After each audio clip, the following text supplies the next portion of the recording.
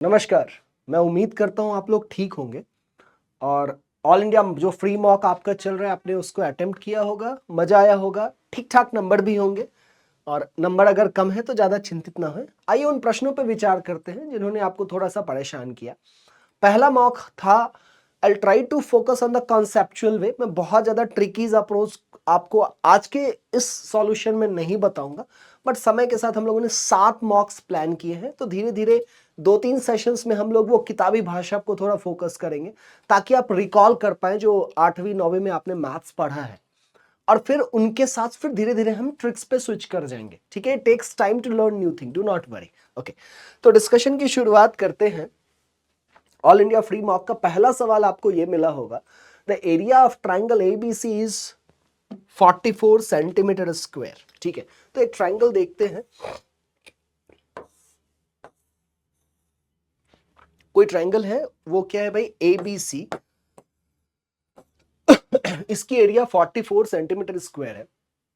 If D is mid point of BC, D जो है mid point है BC का, and E is mid point of A B, और E जो है वो ए बी का मिड पॉइंट है।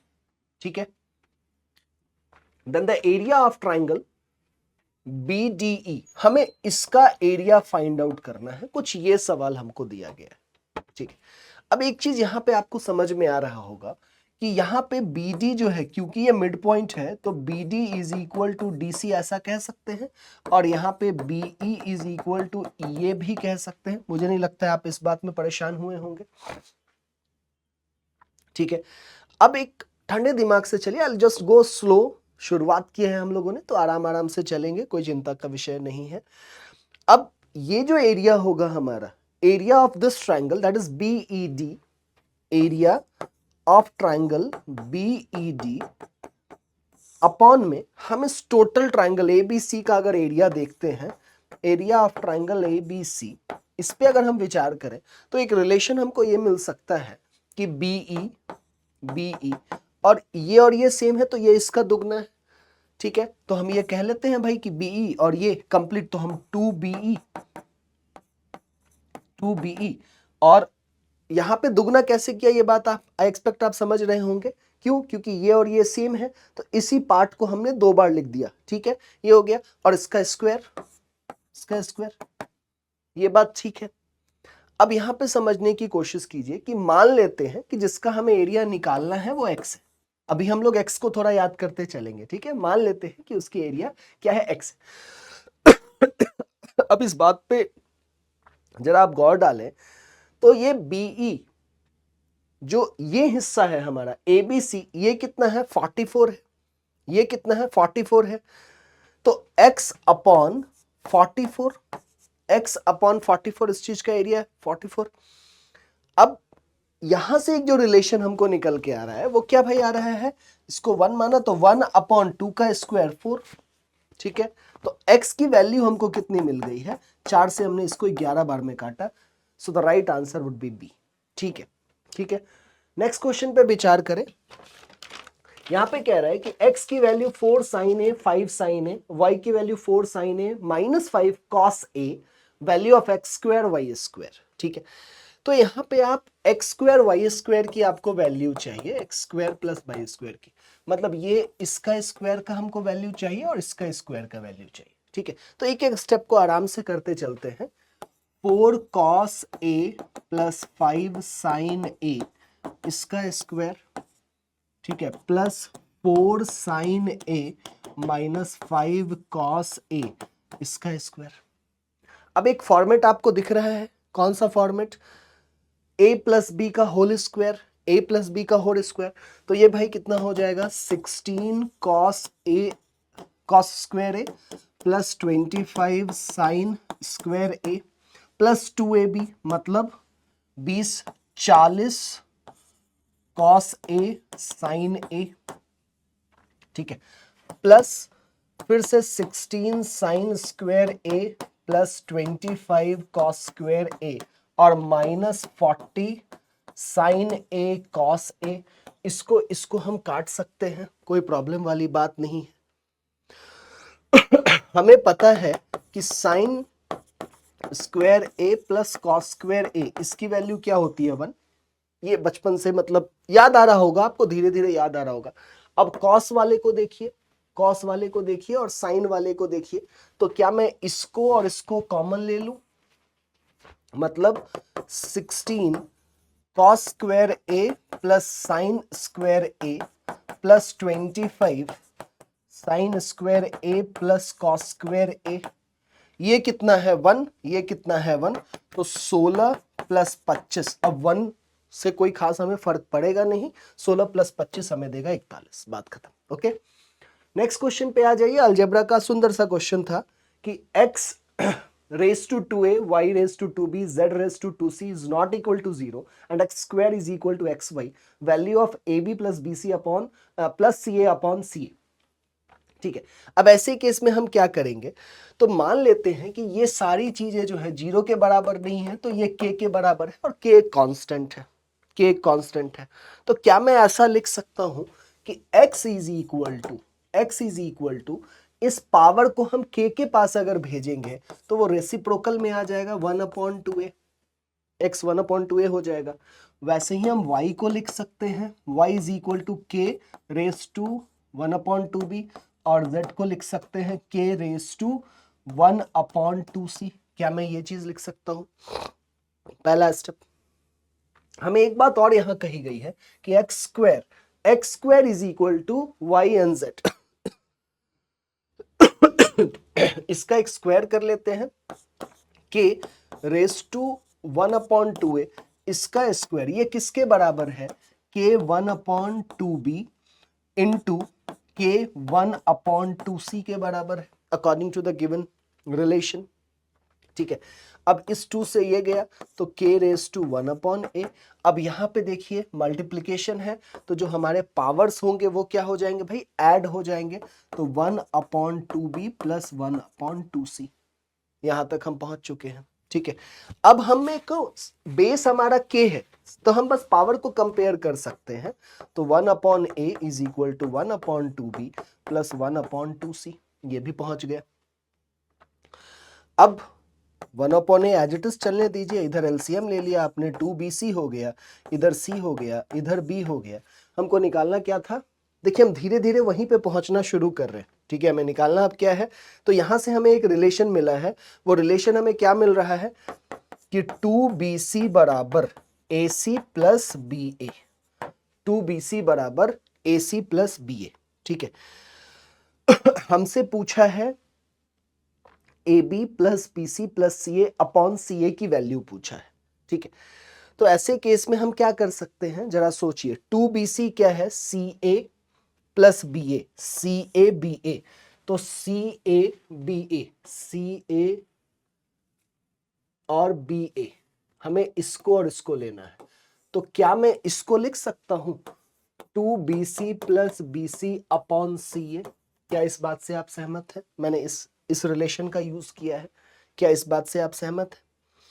अब यहां पे आपको नीचे क्या दिख रहा है, CA दिख रहा है। ठीक है, 2BC इज सीम्स कुछ मिस्टेक तो नहीं है ना, क्योंकि ऊपर हो गया हमारा 3BC अपॉन CA। अब CA कैंसिल होना चाहिए था। देखिए सॉल्यूशन यही तरीके से इस सवाल का होगा, इसमें कोई परिवर्तन वाली बात नहीं है। ठीक है, सॉल्यूशन डेफिनेटली कुछ ऐसा होगा। यहां पे I guess there is a mistake, आप इस चीज को चेंज कर लीजिए, यहां पे आप BC कर लीजिए, BC कर लीजिए, तो जब आप BC हो जाएगा, यहां पे भी BC हो जाएगा, कट के आपको क्या मिल जाएगा, 3 मिल जाएगा। ओके, नेक्स्ट क्वेश्चन देखते हैं कि 4300 रुपए becomes 4644 in 2 year at simple interest. ठीक है, 4300 रुपए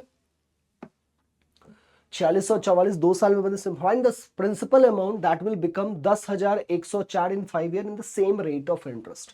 तो कहीं ना कहीं हमें सबसे पहले रेट ऑफ इंटरेस्ट निकालना होगा, अप्रोच को समझने की कोशिश हमें करना है। We will have to find out what rate of interest find out करना है।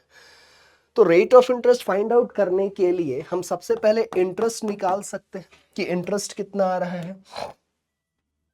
4300 बन रहा है 4644, तो इसमें से आप 4300 घटा लीजिए 344 बन गया। एसआई की बात है तो एसआई की बात कोई बहुत चिंता वाली रहती नहीं है। एसआई क्या होता है भाई? एसआई होता है हमारा पीआरटी अपॉन 100। इंटरेस्ट की वैल्यू हमने निकाली है 344, प्रिंसिपल हमें पता है 4300, रेट हमें निकालना है, वक्त भी हमें दिया गया था इस सवाल में, टाइम कितना कह रहा है 2 ईयर अपॉन 100, 00 से 00 चला गया। इसको आप अगर सॉल्व करना शुरू करते हैं तो इसको 2 से हम काट सकते हैं, लास्ट में 2 4 है, तो ये 1 बार में, 7 बार में, 2 बार में, और ये 4 गुना, मतलब रेट कितना है 4%। पहला जो हमारा रिक्वायरमेंट था हमने ये फाइंड आउट कर लिया कि rate is equal to 4%। First point is clear. अब हमें क्या निकालना है कि कौन सी राशि साधारण ब्याज पर इसी ब्याज दर पे 5 वर्ष में बढ़कर 10,000 ये हो जाएगी, मतलब हमें अमाउंट दिया हुआ है। अब जब हमें अमाउंट दिया हुआ है तो यहां से हम प्रिंसिपल को मान लेते हैं कि x है, अमाउंट हमें कह रहा है कितना 10,104 होना चाहिए, तो हम इंटरेस्ट कह सकते हैं 10,104 माइनस एक्स, ये इंटरेस्ट हो जाएगा, ये इंटरेस्ट हो जाएगा। तो अब वैल्यू डाल दीजिए, 10,104 minus x is equal to principal क्या है x, 4 रेट है, 5 साल के लिए है, अपॉन 100 है। इसको आप सॉल्व करेंगे आपको आंसर मिल जाएगा 8420। ठीक है, नेक्स्ट देखिए, a plus b is 45 degree, the value of 2 1 plus tan a and 1 plus tan b, इसकी वैल्यू हमें निकालनी। ठीक है, a B is equal to 45, हम ऐसा करते हैं दोनों तरफ tan लगा लेते हैं, tan a plus b is equal to tan 45। tan 45 लेने में बड़ा आराम है, ठीक है, 1 हो जाता है। अब tan a प्लस बी का फॉर्मूला क्या होता है भाई, तो tan a plus tan b upon में क्या होता है 1 minus tan a tan b is equal to 1। ठीक है, इस चीज को हम इधर भेजते हैं, हमें क्योंकि इसकी वैल्यू चाहिए वहां तक पहुंचेंगे। नेक्स्ट स्टेप हम ये कर सकते हैं कि tan a plus tan b is equal to 1 minus tan a tan b। ठीक है, ठीक है, अब अगर हम इस हिस्से को इधर ले, tan a plus tan b plus tan a और tan b, तो ये 1 हमारा शेष रह गया। अब यहां से हम एक फॉर्मूला बनाएंगे, वो फॉर्मूला कैसे कि adding one both the sides, आप दोनों ही साइड पे 1 जोड़ दीजिए। देखिए, शुरुआत में मैं बिल्कुल कुछ मॉक्स के मैं बिल्कुल इस तरीके से आपको सॉल्यूशन दूंगा सो दैट आप रिकॉल कर पाए, और फिर हम ट्रिकी अप्रोच पे आएंगे। 1 प्लस 1 इज इक्वल टू 2, इसकी वैल्यू 2 के बराबर हो गई। ठीक है, अब यहां से एक चीज फिगर आउट करने की कोशिश कीजिए, 1 प्लस tan a और 1 प्लस tan b, क्या हम इसको डायरेक्टली ये लिख ले कि 1 प्लस tan a और 1 प्लस tan b, इसकी वैल्यू किसके बराबर है 2 के बराबर, 22 नहीं 2 के बराबर है। कहीं ना कहीं हम देखिए वहीं पहुंच रहे हैं, 1 plus tan a 1 plus tan b, तो उधर हमारा क्या है भाई 2 है। अब इसको हमें क्या करना है 2 गुना करना है, तो इधर 2 से गुना कीजिए तो इधर भी 2 से गुना कीजिए, इसकी वैल्यू क्या हो जाएगी 4 हो जाएगी। ओके, प्रॉब्लम वाली खास बात नहीं। Okay, the ratio of number of boys to number of girls in a school of 640 is 5:3। Boys और गर्ल्स की रेशियो 5:3 है, मतलब इसका सम क्या है 8 का मान 640 है, तो 1 का मान 80 है, मतलब लड़कों की संख्या है 400 और लड़कियों की संख्या है 240। पहला चीज हमने रेशियो से ये निकाल लिया। 30 मोर गर्ल्स आर एडमिटेड, 30 और लड़कियों को क्या किया गया है एडमिट कर दिया गया है, तो लड़कियां थी कितनी 240, 240 में 30 और लड़कियां जोड़ दी गई तो 270 गर्ल्स हो गई हमारी क्लास में। ठीक है, लड़के बड़े खुश हो गए। How many boys are should be admitted so that वो समीकरण बराबर रहे, सो दैट रेशियो इज 14:9। लड़के कितने जोड़े जाए, तो मान लेते हैं भाई कि लड़के हम x जोड़ते हैं, लड़कियां कितनी हो चुकी हैं 270 और 14/9 का हमें रेशियो चाहिए। x की वैल्यू निकालिएगा, x की वैल्यू आपको 20 मिल जाएगी। ओके,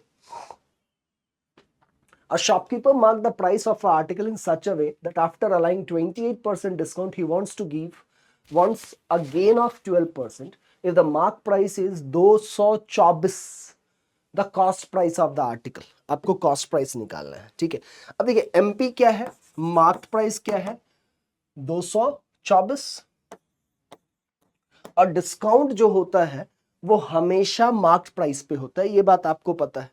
तो डिस्काउंट हमारा कितना था 28%, तो 28% ऑफ 244 अगर आप निकाल लें तो एक पहला काम तो हो जाएगा। जब आप 28% ऑफ 244 निकालेंगे तो आपको 62.72 मिलेगा, 62.72।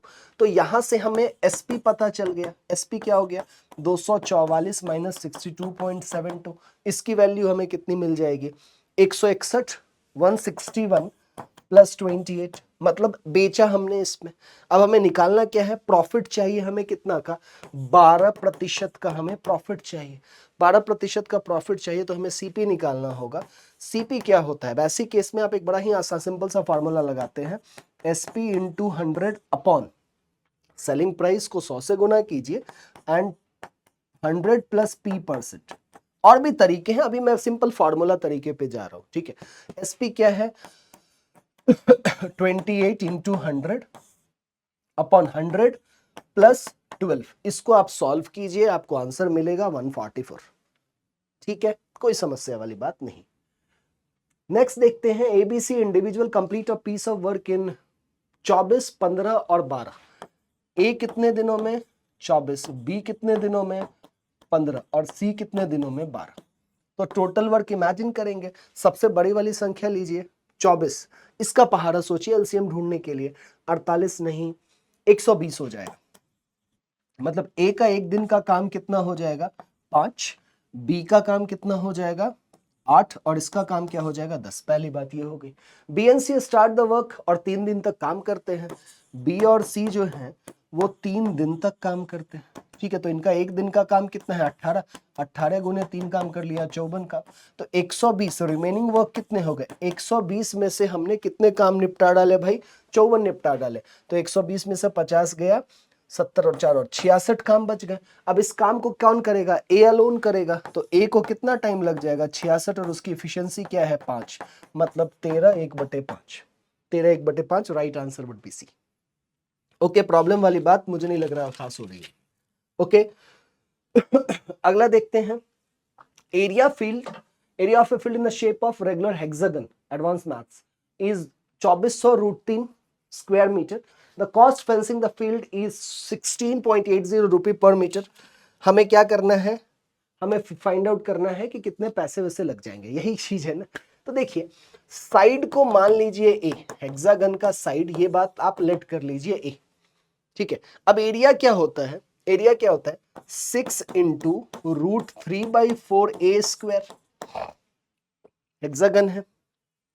ठीक है, अब वैल्यू पुट करना शुरू कर दीजिए। ये किसके बराबर कह रहा है, एरिया किसके बराबर कह रहा है 2400√3 के बराबर कह रहा है। यहां से आप ए की वैल्यू निकाल लेंगे, ए की वैल्यू आपको मिल जाएगी कितनी 400, ए की वैल्यू आपको कितनी मिल जाएगी 40 मिलेगी, सॉरी ए की वैल्यू आपकी 40 मिल जाएगी। अब जब ए की वैल्यू आपको 40 मिल गई तो पेरीमीटर क्या होता है 6 साइड है, परिधि क्या होगा उसका भाई 40 इंटू 6। फेंसिंग तो आप कहां पे करेंगे पेरीमीटर पे करेंगे, उसके परिधि पे करेंगे, तो ये कितना हो गया 240 और रेट कितने का है 16.80, रेट क्या है 16.80, 4032 रुपए लगेंगे उसको। ठीक, Anu fixes the selling price of an article at 25% of its cost of production. If the cost of production goes up to 20%, which rises the selling price by 10%, then हर परसेंट इज प्रॉफिट। ठीक है, तो देखिए इस सवाल में आप बहुत ज्यादा परेशान ना हो, थोड़ा लेंदी पढ़ने में लग रहा है, वैसे है नहीं, कि कॉस्ट ऑफ प्रोडक्शन जो कहता है वो हमें दिया नहीं गया है, तो कॉस्ट ऑफ प्रोडक्शन आप 100 मान लीजिए, ये बात आप लेट मान सब कर लीजिए कि कॉस्ट ऑफ प्रोडक्शन क्या है 100। अब एसपी को रखना है 25% ज्यादा, तो 25% ऑफ इससे ज्यादा रखना है, मतलब ये 125 हो जाएगा, 125 हो जाएगा। अब सीपी को 20% से बढ़ाया गया, सीपी को क्या किया 20% से बढ़ाया गया, तो 120 हो गया। और एसपी को रेज किया गया है कितने से, 10% से, यही कह रहा है ना, विच रेजेस सेलिंग प्राइस बाई 10%। 10% से एसपी को रेज किया गया है, तो एसपी क्या हो जाएगा 10% मतलब 110/100 कितना पे 125, 125, तो ये कितना हो जाता है 137.5, 137.5। और आपको निकालना भाई क्या है प्रॉफिट परसेंट, तो प्रॉफिट परसेंट क्या हो जाएगा SP minus CP, SP 137 upon CP, किस पे निकालेंगे और इनटू 100 करेंगे, सॉल्व कीजिए आपको आंसर मिलेगा 14.6 आ जाएगा आपका, ठीक है 14.6 आ जाएगा। नेक्स्ट क्वेश्चन देखिए जरा, अच्छा क्वेश्चन है, नेक्स्ट क्वेश्चन बड़ा ही अच्छा सा क्वेश्चन है। क्या कहता है, थोड़ा समझेंगे इसको, एलिगेशन यूज करेंगे ना तो बड़ा मजेदार सा काम हो जाएगा कि 2 bottle of same capacity are 35% and 33 1/3% full of orange juice, orange juice है, ठीक है, बड़े लोगों की शौक सुबह सुबह नाश्ते में, ठीक है, तो 2 बॉटल्स है, कुछ ऐसा मान लेते हैं, इसमें ऑरेंज जूस है, ऑरेंज, और आगे एप्पल जूस है, मतलब 35 ऑरेंज है, तो एप्पल कितना हो जाएगा 65, 35 अगर ऑरेंज है एप्पल कितना हो जाएगा 65। इसको हम और छोटा कर सकते हैं 7:13। दूसरे केस में क्या है कि 33/1/3, 33/1/3 को हम कितना लिख सकते हैं 100/3, परसेंटेज वाली बात है, मतलब 1/3, मतलब अगर एक हिस्सा ऑरेंज का है और टोटल 3 हिस्से हैं तो एप्पल के 2 हिस्से हो जाएंगे, एप्पल को 2 हिस्से हो जाएंगे। अब नेक्स्ट स्टेप हम क्या कर सकते हैं कि इसका सम कितना है भाई 20 और इसका सम क्या है 3, बराबर करने के लिए हमें इसको 20 से गुना करना होगा, बराबर करने के लिए हमें इसे 20 से गुना करना पड़ेगा, इसको 20 से गुना करेंगे तो ये हो जाएगा हमारा 20 और 40। अब यहाँ पे देखिए, यहाँ पे देखिए भाई ये 7:13 है और इधर क्या हो गया 20:40 हो गया।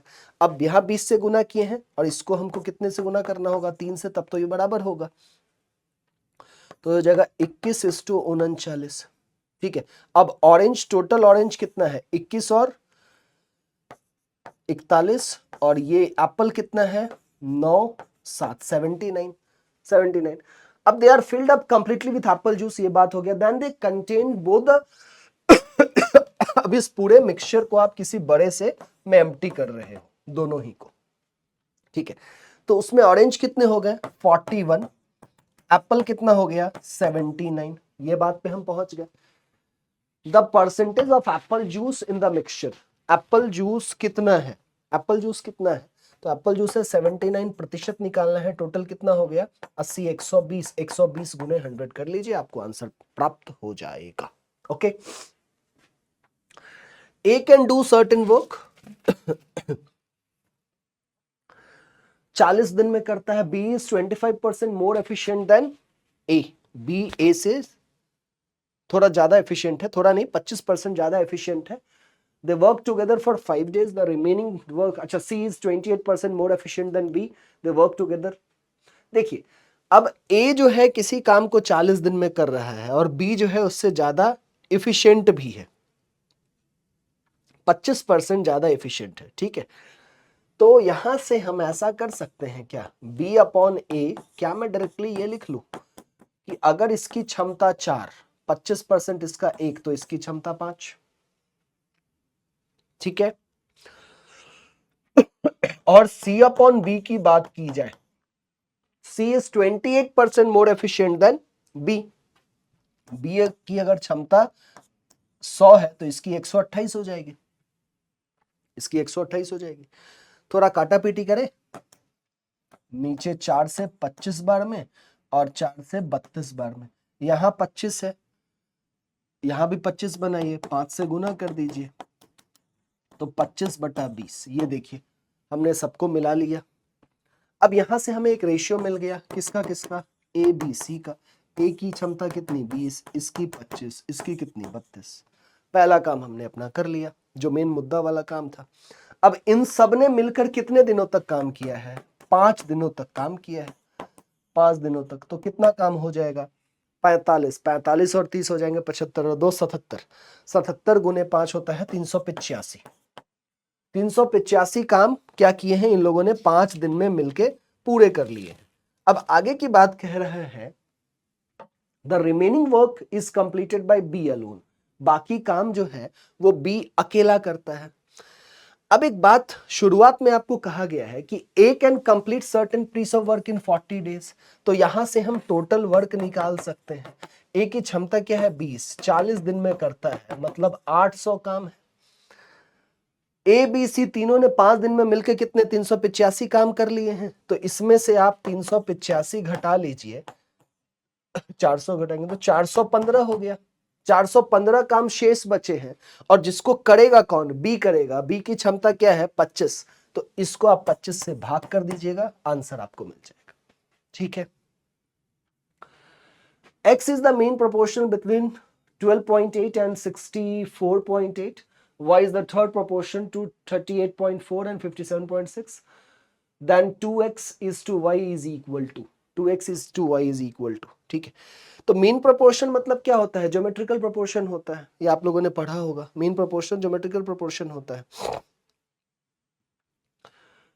तो ये क्या है भाई 12.8 और 64.8। ठीक है, तो ऐसा करते हैं,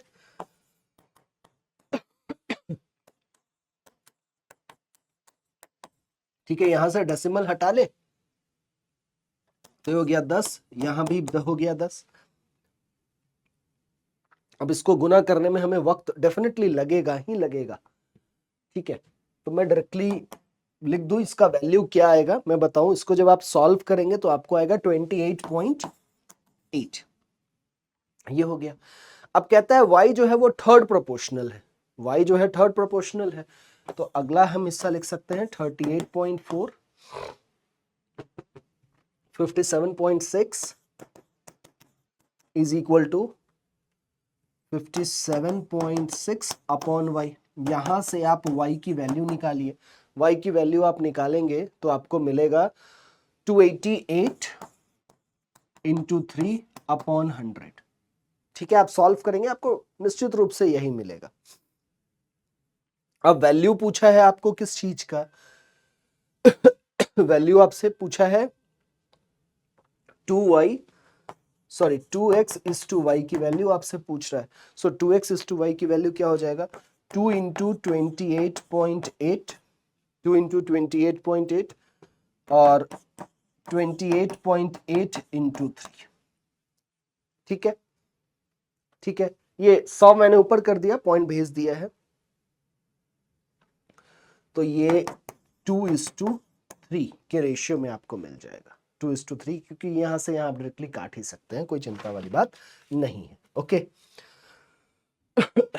अगला देखते हैं।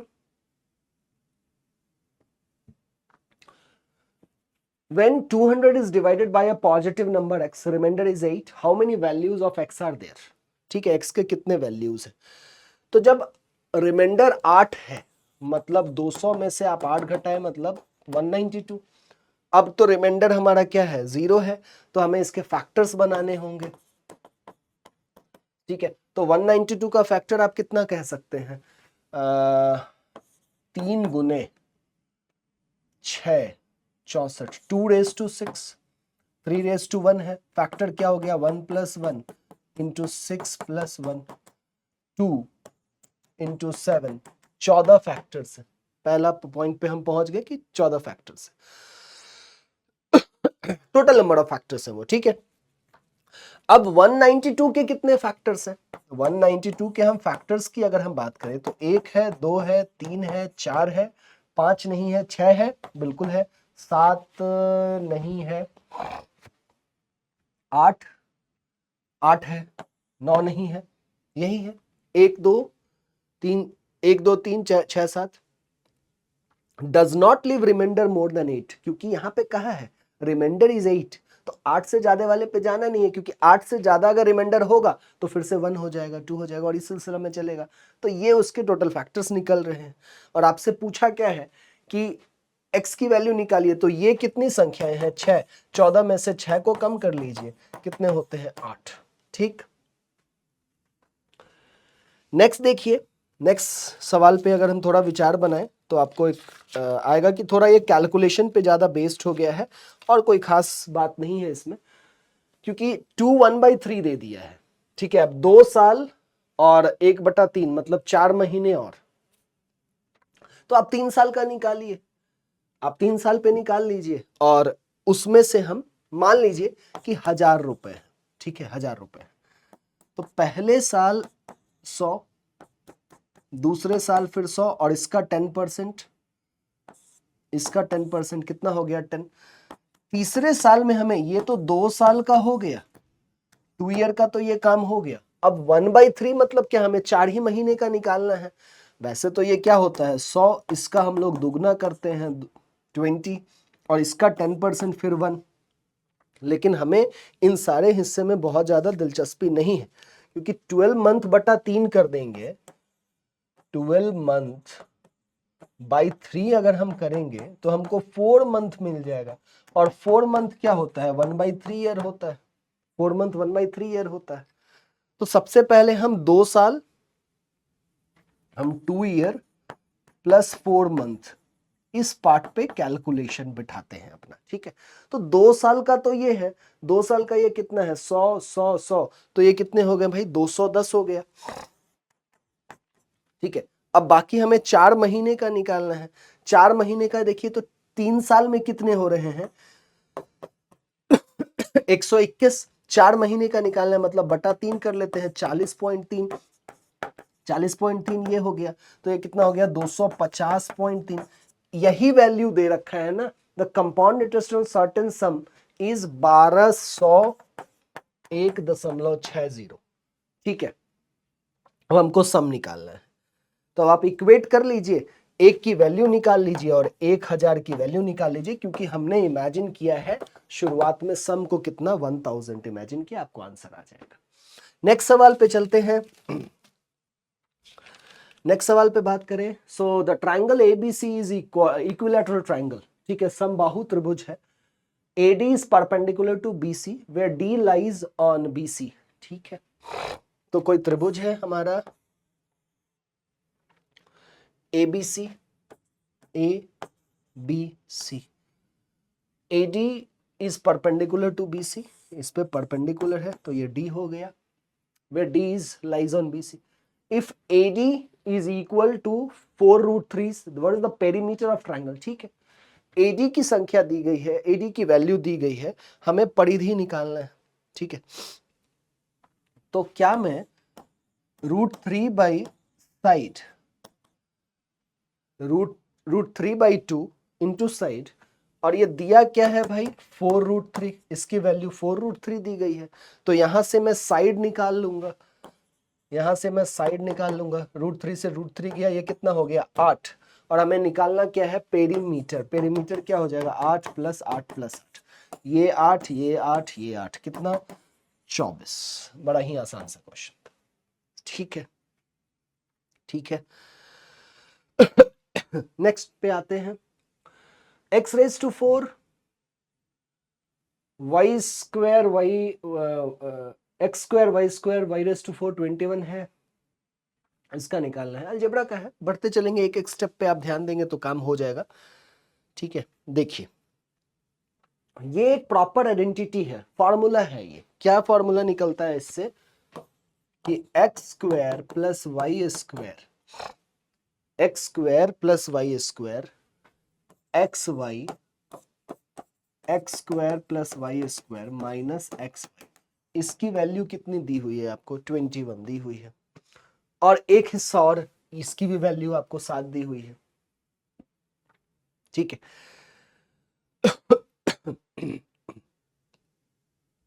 अब जरा सोचिए, हमें ये भी दिया है कि x square plus x y y square is equal to 7। ये पहला पॉइंट, पहला इक्वेशन हमने मान लिया।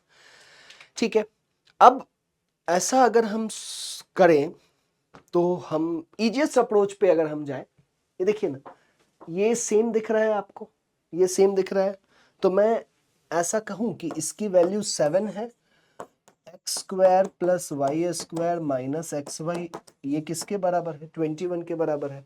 तो यहां से x square y square minus x y की वैल्यू कितनी हो गई? 3 हो गई, 3 हो गई। तो ये दूसरा इक्वेशन है। अब अगर हम पहले और दूसरे इक्वेशन को ऐड कर दें, जब हम इसको ऐड करेंगे तो ये एक्स वाई कट जाएगा, ठीक है, और 2x square plus Y square बराबर 10, तो हम x square plus Y square बराबर कितना कह देंगे? 5। इसकी वैल्यू कितनी हो गई? 5। और जब हम सब्सट्रैक्ट करेंगे, जब इसको और इसको हम सब्सट्रैक्ट करेंगे, सब्सट्रैक्शन के बाद हमें क्या मिलेगा? इसको आप तीसरा इक्वेशन मान लीजिए। सब्सट्रैक्शन के बाद हमें क्या मिलेगा? X y, x square y square, ये सारी चीजें कट जाएंगी, ये ऐड हो जाएगा। सो 2xy, और हम इधर सब्सट्रैक्ट किए तो 4, एक्स वाई की वैल्यू कितनी हो जाएगी? 2। एक्स वाई की वैल्यू कितनी हो जाएगी? 2। अब हमें करना क्या है भाई? निकालना है 1 upon x square plus 1 upon y square. ठीक है, इसकी वैल्यू निकालना है। तो इसको हम क्या लिख सकते हैं? सिंपल सी चीज है, इसको हम ऐसा लिख सकते हैं, एलसीएम लिया x square y square upon x y, upon x Y, और इसका हम सिंपल सिंपल स्क्वायर लिख सकते हैं।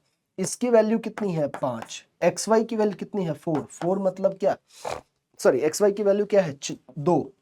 तो 2 है, तो इसका आप स्क्वायर कर देंगे, 5/4 आपका आंसर हो जाएगा। ठीक है, ठीक है, सिंपल सा काम। ओके, नेक्स्ट पे आते हैं। What should replace star in the number this divisible by 11? तो 11 की डिविजिबिलिटी क्या होती है? ऑड संख्याओं का योग और इवन संख्याओं का योग या तो 0 होना चाहिए या मल्टीपल ऑफ 11 होना चाहिए, ये बात हमें पता है। ऑड संख्याओं का योग और minus sum of even place या तो 0 होना चाहिए या मल्टीपल ऑफ 11 होना चाहिए। तो 9 plus star plus 3 plus 7 minus 4 plus 2 plus 5, ये या तो 0 हो या फिर 11 का मल्टीपल में हमको मिल जाए। ठीक है, अब जरा देखिए, जरा सोचिए क्या कर सकते। ऑप्शंस को इसको हिट करना सबसे बेहतर रहता है, ऑप्शंस को हिट करना सबसे बेहतर रहता है। ये हो जाएगा 19 प्लस स्टार रखते हैं अभी, माइनस ये कितना हो जाएगा? 11, बराबर हम 0 चाह रहे हैं। इसको उधर भेज दीजिए, इसको उधर भेज दीजिए, तो स्टार कितना हो जाएगा हमारा? क्योंकि 11 उधर गया और उधर 0 भी है, 11 भी रख सकते हैं, या बेटर है ना, इसको हम ऑप्शन से करते हैं और ज्यादा इजी हो जाएगा। क्या हम अगर यहाँ 8 रखे तो हमारा काम हो जाएगा? ये कितना था? 19, 19 और 8 27, 27 में से ये कितना था? 11, 27 में से 11 गया 16, तो पहला ऑप्शन नहीं हो सकता है, ये नहीं हो सकता है। हम यहाँ रखते हैं 3, तो ये ऐसे है कितना? 12, 19, 19 प्लस 3 हमने रखना, 19 प्लस 3 हो गया 22, ये कितना है? 11 इज इक्वल टू 11। बात खत्म, ज्यादा सॉल्व करने की आवश्यकता नहीं। ऑप्शन भी एक बढ़िया रोल प्ले करता है। ओके, अगला देखिए। Sonu saves 15% of her income if her income increases by 20% and she still saves the same amount as before. Sonu एक लड़की है, ठीक है, then what is the percentage increase in her expenditure? ये रीजनिंग में आप लोगों ने सीखा है। क्यों मैंने कहा सोनू इज अ गर्ल? क्योंकि नाम के आधार पे आप जेंडर फिक्स नहीं करते हैं, तो यूजुअली हमें क्या लगता है लड़कों के नाम, ये हमारी भ्रांति, हमने ऐसा कन्वेंशन बना रखा है। तो इनकम अगर 100 रुपए है, इनकम 100 है और सेविंग कितना है? 15% सेव कर रहे हैं, तो उसका एक्सपेंडिचर यहां से आप निकाल सकते हैं, कितना हो जाएगा? 100 माइनस 15 85। पहला काम तो हमने कर लिया ये चीज। अब इनकम में कितने का बढ़ोतरी हुआ है? 20 का। तो न्यू इनकम क्या हो जाएगा भाई? न्यू इनकम क्या हो जाएगा? 120 and C still saves the same amount as before. अब अभी भी वो वही अमाउंट सेव कर रही है। सेविंग जो है वो अभी भी 15 है, तो एक्सपेंडिचर इस केस में कितना है? 105 है। इस केस में एक्सपेंडिचर क्या है? 105 है। अब आपको ये निकालना है कि एक्सपेंडिचर में क्या परसेंटेज इंक्रीज चेंज आया है। तो ये चेंज कितना है? 20 का 20/85 इंटू 100। सॉल्व कर लीजिए आप, उत्तर प्राप्त कीजिए, बात खत्म कीजिए। 23.5 आएगा। When 732 is divided by a positive number x, 720 को जब हम किसी पॉजिटिव इंटीजर x से डिवाइड करते हैं, रिमाइंडर क्या है? 12। How many values of x are there? ठीक है, अभी इस टाइप का क्वेश्चन एक और आपको दिया था मैंने इसमें कि 732 को हम डिवाइड कर रहे हैं, रिमाइंडर हमको 12 नहीं चाहिए, तो 732 माइनस 12 करेंगे, मतलब संख्या क्या है? 720।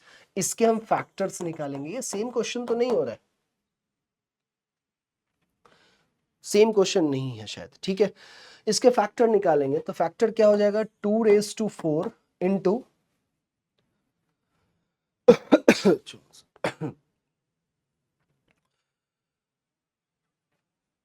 3⁵ और 5। टोटल नंबर ऑफ फैक्टर्स क्या हो जाएंगे? पावर में जो होता है उसमें एक जोड़ देते हैं। ठीक है, तो 5 गुने 3 गुने 2 15 30 फैक्टर्स, टोटल फैक्टर्स है इसके 30। अब आपको ये भी तो पता करना होगा ना कि 720 के कितने फैक्टर्स हैं। ठीक है, 720 के अगर हम फैक्टर्स की बात करें तो 1 से कट रहा है, 2 से कट रहा है, 3 से कट रहा है, 4 से कट रहा है, 5 से कट रहा है, 6 से कट रहा है, 7 से नहीं कट रहा है, 8 से कट रहा है, 9 से नहीं कट रहा है, 10 से कट रहा है। हमको रिमाइंडर कितना चाहिए? 12 चाहिए, तो हम 12 तक मैक्सिमम जाएंगे। ठीक है, 11 से नहीं कट रहा है, 12 से कट रहा है। कितने हो गए? 1 2 3 4 5 6 7 8 9। 1 2 3 4 5 6 7 8 9। ठीक है, तो फैक्टर्स ऐसा तो लग रहा है कि कुछ 9 से भी तो कट रहा है, 9 से भी 10 फैक्टर्स हो गए, तो 30 में से 10 कम कर लीजिए, 20 आंसर हो जाएगा, क्योंकि ये हमको रिमाइंडर तो चाहिए ही नहीं, टोटल नंबर फैक्टर्स थे। ठीक है, x² plus 3x plus 1 is equal to 0, तो x⁻6 प्लस 1/x⁻6 की वैल्यू निकालनी है। ठीक है, तो सबसे पहला काम हम ऐसा कर सकते हैं क्या? x² plus 1 is equal to -3x, इसको उधर भेज दिया। अब आप कहेंगे भैया इससे फायदा ये हुआ कि अब हम हर जगह x से भाग कर देंगे, तो ये क्या हो जाएगा? x plus 1/x is equal to -3, हमें वो चाहिए। अब देखिए x⁻6 है, तो हम ऐसा भी लिख सकते हैं x⁻2�3, या फिर हम इसको x⁻3⁻2 कुछ भी लिख सकते हैं अपने सहूलियत के हिसाब से। ठीक है, अब हमें जब इसकी वैल्यू मिल गई है, अब हम इसका अगर स्क्वायर करते हैं, हम इसका स्क्वायर करते हैं तो स्क्वायर इधर भी हो जाएगा, इसका स्क्वायर करेंगे। ठीक है, तो आपको मिल क्या रहा है? x² plus 1/x²। ठीक है, माइनस प्लस 2 है भी, तो वो x कट जाएगा, ये इज इक्वल टू 9 मिला, इज इक्वल टू 9 मिला। अब इसको आप क्या कीजिए, जो 2 हमारा बचा इसको इधर भेज दीजिए। ऐसा मैं एक स्टेप और लिख देता हूं, plus 2 into x upon 1/x, ये कट गया, बराबर क्या था? 9। इस 2 को उधर भेज दीजिए, तो -2 यहीं पे कर देते हैं 7। अब तो इसको मैं मिटा सकता हूं माइनस। अब इसका हमको रेस टू क्या चाहिए? 6 चाहिए, रेस टू हमको 6 चाहिए, तो हम इसका क्यूब करते हैं, x⁻6 अपॉन 1/x⁻6। फिर से सेम चीज हमको वहां पे वो मिलेगा, कौन मिलेगा? इधर भी 7 का क्यूब करेंगे, 7⁻3। जो हमारा -+2 वाला हिस्सा था वो उस साइड चला जाएगा। ठीक है, तो वो क्या हो जाएगा यहाँ पे हमारा? -3 × 7, -3 × 7, तो 343 -21, ये हो गया 2 2 3, 322। खत्म कीजिए। ठीक है, आइडेंटिटी पे बेस्ड है, आइडेंटिटी पे बेस्ड है। Okay, if the radius of right circular cylinder is increased by 10%, the height is decreased by 20%, ठीक है, परसेंटेज इंक्रीज और डिक्रीज, ठीक है। अब भाई क्या होता है, ये पाई आर स्क्वायर एच होता है, ये तो फिक्स्ड है, कांस्टेंट है। अब रेडियस के बारे में क्या कह रहा है, ओल्ड रेडियस क्या है, radius of right decrease by 10%, ठीक है। तो 10 इंटू 10 आर स्क्वायर, हाइट क्या कहा है, height is increased, percentage increase in the volume, ठीक है। तो शुरुआत में क्या है भाई, 10 10 और 5, 10 10 और 5, ठीक। और न्यू हमारा क्या है भाई, न्यू इसमें क्या किया गया है, डिक्रीज किया गया है 10% का, इसका 10% एक, तो 9 गुने 9 गुने 1, 9 गुने 9 गुने, और ये 5 का क्या करना है भाई, 20%, 20% मतलब इसका हो जाएगा 6, तो ये कितना हो गया 500, ये कितना हो गया 486, ये कितना हो गया 486। तो इंक्रीमेंट कितना है, सॉरी डिक्रीज हो रहा है, तो इतना तो पता चल गया कि ये नहीं, कितना हो रहा है 14, 14 बटा 500 गुने 100, ठीक है। 5 बार में 2.8 हो जाएगा, 2.8 हो जाएगा। Okay, again this is again a formula, जो अभी थोड़ी देर पहले हम लोगों ने इस फार्मूला पे बात किया था, ठीक है।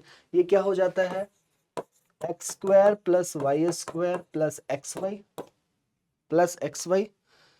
और X square plus Y square minus x Y, इसकी वैल्यू 273 दी गई है, और X square plus Y square इसकी वैल्यू 13 दी गई है, तो हम सीधा सीधा 273 बटा 13 कर लेते हैं, इसकी वैल्यू 273 है, और इसने की वैल्यू क्या है 13 है, बटा 13 यहाँ पे कर लीजिए, 13 से काटिए, कितनी बार में कटा, 21 बार में कटा, ठीक है, 21 बार में कट गया। तो x square plus Y square 2x plus x y की वैल्यू 21 है। अब हमको एक्स स्क्वायर और वाई स्क्वायर की वैल्यू चाहिए, ठीक है। तो अब हम ऐसा करते हैं कि इसको और इसको हम जोड़ के देख लेते हैं, ठीक। तो यहां से हमको कितना मिला, 21 बार तो ये कट गया। अब देखिए x square y square plus x y, x square y square plus x y, ये कितना हो गया है,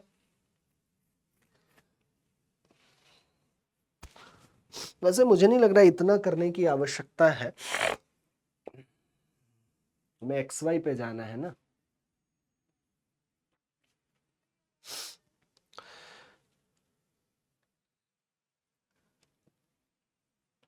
तो एक काम करते हैं ना, एक काम करते हैं, ये 21 आया है ना, इसकी वैल्यू 21 आई है, 21 में से 13 घटा लेते हैं इस बात को, ठीक है।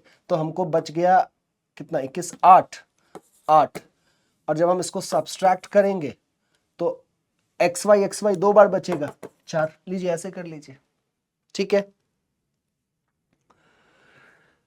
In the given part A B bisects triangle A B C, A B is equal to 4, ये 4 है, ए सी क्या है 6 है, बीपी क्या है 3 है, what is the length of CP, ये निकालना है, ये निकालना है। तो हम ऐसा लिख सकते हैं A B upon BP is equal to A C upon CP, can we write like this. तो ये क्या है 4/3, वैल्यू हम बस पुट करते जा रहे हैं, और ये क्या है 6/CP, यहां से हम CP निकाल लेंगे, यहां से CP निकाल लेंगे, कितना हो जाएगा 18/4, 4.5, ठीक है, ठीक है। If x is added to each number 10 16, सब में x जोड़ रहे हैं, 22 plus x 32 plus x, the numbers so obtained in this order are in proportional, what is the true proportional, मतलब क्या मीन प्रोपोर्शनल की बात कर रहा है और कोई नई बात नहीं कर रहा है, ठीक है। तो what is the true proportional for this? So when we talk about this question, जब हम इस सवाल की हम बात करें तो एक बड़ा सिंपल सा आप ट्रिक लगा सकते हैं कि 10:16 ये क्या है? 10:16 और इज इक्वल टू 22:32। ठीक है, अब इसका आप डिफरेंस लेते हैं तो कितना है? 6, और यहाँ पे कितना है? 10। ट्रिक ये कहता है, ट्रिक बड़ा ही आसान सा है कि इसका मल्टीप्लिकेशन इससे कीजिए और इसका मल्टीप्लिकेशन आप इससे करते चले जाइए। ठीक है, तो इसका मल्टीप्लिकेशन जब इससे करेंगे तो 100:132, 100:132। यहां तक ठीक है। इंक्रीमेंट कितना है भाई? 32 का इंक्रीमेंट है। बढ़ कितना गया है? 32 बढ़ गया है। तो यहां से हम x की वैल्यू निकाल सकते हैं। यहां से हम x की वैल्यू निकाल सकते हैं।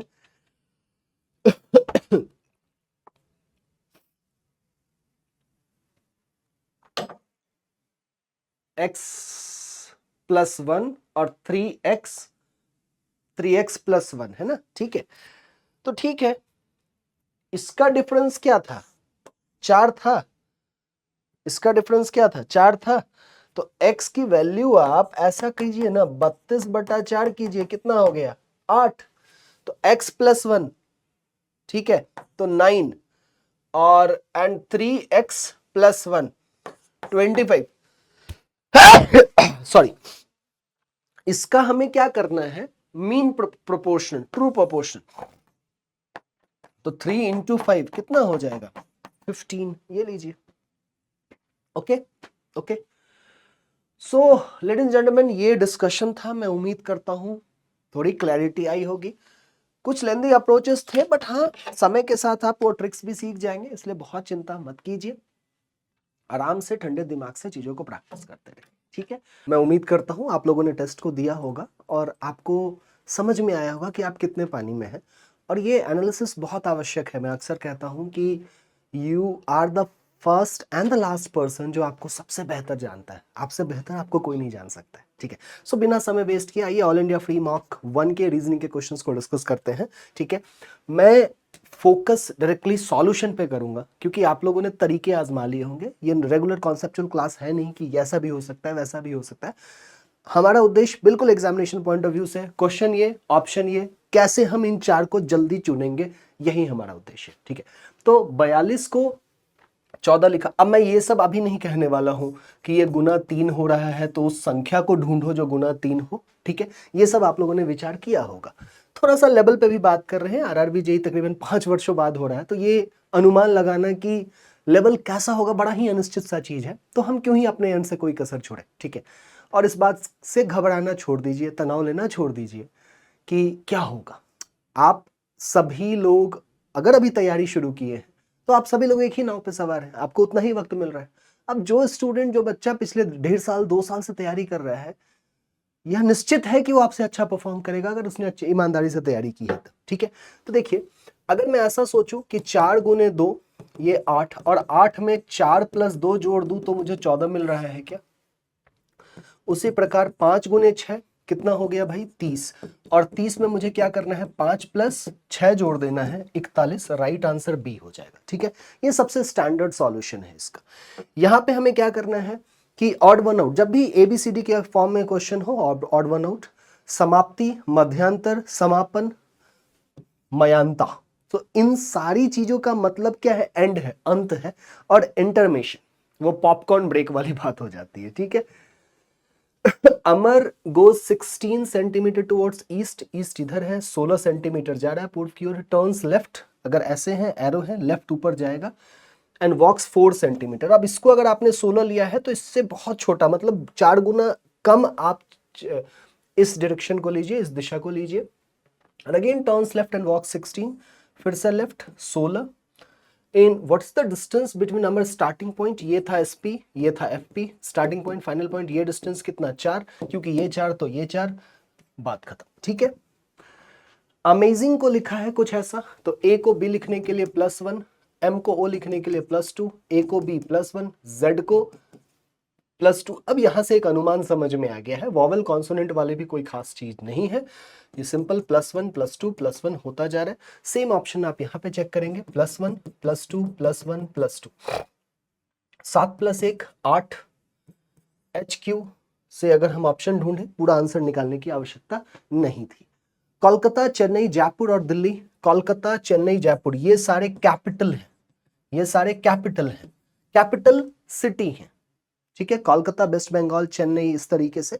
और जो हमारा दिल्ली है दैट इज इंडिया का कैपिटल है, ठीक है। 8 को लिखा 72, 8 को 72 लिखने का सबसे सुंदर सा तरीका होता है 8 का स्क्वायर प्लस 8। तो अगर हम यहाँ पे स्क्वायर देखें तो 11 का स्क्वायर 121, और जिसमें हम 11 जोड़ते हैं तो हमें 132 मिल जाता है। राइट आंसर विल बी ए। यहाँ पे फिर से हमें ऑड वन आउट ढूंढना है, इस पे ज्यादा फोकस किया गया है। ऐसा नहीं कि मेरा ये नहीं कहना है कि क्लासिफिकेशन या विजातीय छांटने पे ज्यादा प्रश्न आएंगे, नहीं। एक्चुअली ये सारी चीजें आपको नंबर बेस्ड क्वेश्चन हैं, आपको परीक्षा में विभिन्न पार्ट में हेल्प करने वाली है। स्क्वायर क्यूब सबसे पहले सोचते हैं, 6 का क्यूब प्लस 1, 5 का क्यूब प्लस 1, 4 का क्यूब माइनस 1। राइट आंसर यही हो जाएगा, क्योंकि 2 भिन्न है, तीसरे को चेक करने की आवश्यकता नहीं है। Letter based question, number letter पे हमें ज्यादा फोकस करना है। ये 9 है, ये 6 है, -3 प्लस 1 -2 प्लस 1, 24 22 -2 प्लस 1। अब देखिए ये दोनों एक समान है, ये डिफरेंट है, बात खत्म। इसको आप चेक करेंगे, आपको डेफिनेटली वही मिलेगा, ठीक है। रामायण, वाल्मीकि, महाभारत। अब रामायण को लिखने वाले कौन थे? वाल्मीकि थे, ये आपको पता है। और महाभारत को लिखने वाले कौन थे? वेद व्यास जी थे, ठीक है। सी को F लिखा +3, और ये 8, या फिर ऐसा सोचिए, ये देखिए ये 3 है, ये पेन लगता है नाराज हो गया। 3 8 6 16। अब मैंने +3 सोचा था, +8 सोचा था, शायद इस पे हमारा लॉजिक नहीं बनेगा। क्यों नहीं बनेगा? क्योंकि आपको डबल दिख रहा होगा, 3 गुना 2 6, 8 गुना 2 16। तो अगर आप प्लस करके चलते हैं ये भी सही रहेगा, J 10, और 14 में आप कितना जोड़ेंगे? 8 जोड़ेंगे। 11 में 8 आपने जोड़ा 19, JS, ये भी ठीक है। क्या ऑप्शन में है? नहीं है। तो आप दुगना कर देंगे, इसको मल्टीप्लाई बाई 2 कर देंगे। 14 और 22, 14 पे N, 22 पे V, NV आपका आंसर हो जाएगा। यहाँ पे NU ये मिस्टेक है, आप इसको चेक कीजिए। अच्छा देखिए, बहुत सही, बहुत सही। जिसका डर था वही हुआ। तो इसको आप 2 तरीके से कर सकते हैं। ये 3 है, ये 8 है, ये 6 है, ये 16 है। तो पहला तरीका मुझे ये समझ में आ रहा है, गुना 2 और गुना 2। ये 7 है, ये 11 है, तो आप इसमें गुना 2 करिए, इसमें गुना 2 कीजिए। 7 दूना 14, 11 दूना 22, N और V। एक आंसर आपका ये है, ऑप्शन में नहीं है, NU है, घबराइएगा नहीं। तो यहाँ पे +3 और +8, ये भी सोचिए। तो यहाँ +3 कीजिए, +8 कीजिए, 10 और 19, J और S। राइट आंसर आपका A हो जाएगा, ठीक है। Blade is related to fan. जिस प्रकार ब्लेड फैन से रिलेटेड है, संबंधित है, उसी प्रकार आपसे पूछ रहा है कि कॉकपिट किस चीज से रिलेटेड है। तो बड़ा सिंपल सा चीज है, ब्लेड फैन का एक हिस्सा है, पंखे का हिस्सा है, और कॉकपिट एरोप्लेन का हिस्सा है, ठीक है। फेथ को लिखा है 8271, हैबिट को लिखा है, और आपसे फिर पूछा है हेल्थ को क्या लिखेंगे। हेल्थ में जो लेटर्स हैं, जो अक्षर हैं, उसमें क्या आपको सारे के सारे फेथ और हैबिट में दिख रहे हैं? अच्छा, हेल्थ को भी कोड किया। बिलीव में जो अक्षर है, तो ऐसा को आप डायरेक्ट या करस्पॉन्डिंग कोडिंग कहते हैं। तो बिलीफ अगर हम देखें, बिलीफ, तो ये रहा B, ये रहा B। तीसरे स्थान पे कौन है? 5, तो 5। ऑप्शन एलिमिनेशन पे ध्यान, कुछ नहीं हो पा रहा है, कोई बात नहीं। हेल्थ दूसरे स्थान पे E है, दूसरे स्थान पे 9 है। L किस में है? चौथे स्थान पे, चौथे स्थान पे कौन है? 4 है। I तीसरे स्थान पे 7 है। E दूसरे स्थान पे 9 है, और F पहले स्थान पे 1 है। 5 9 4 7, 5 9 4 7 9 1।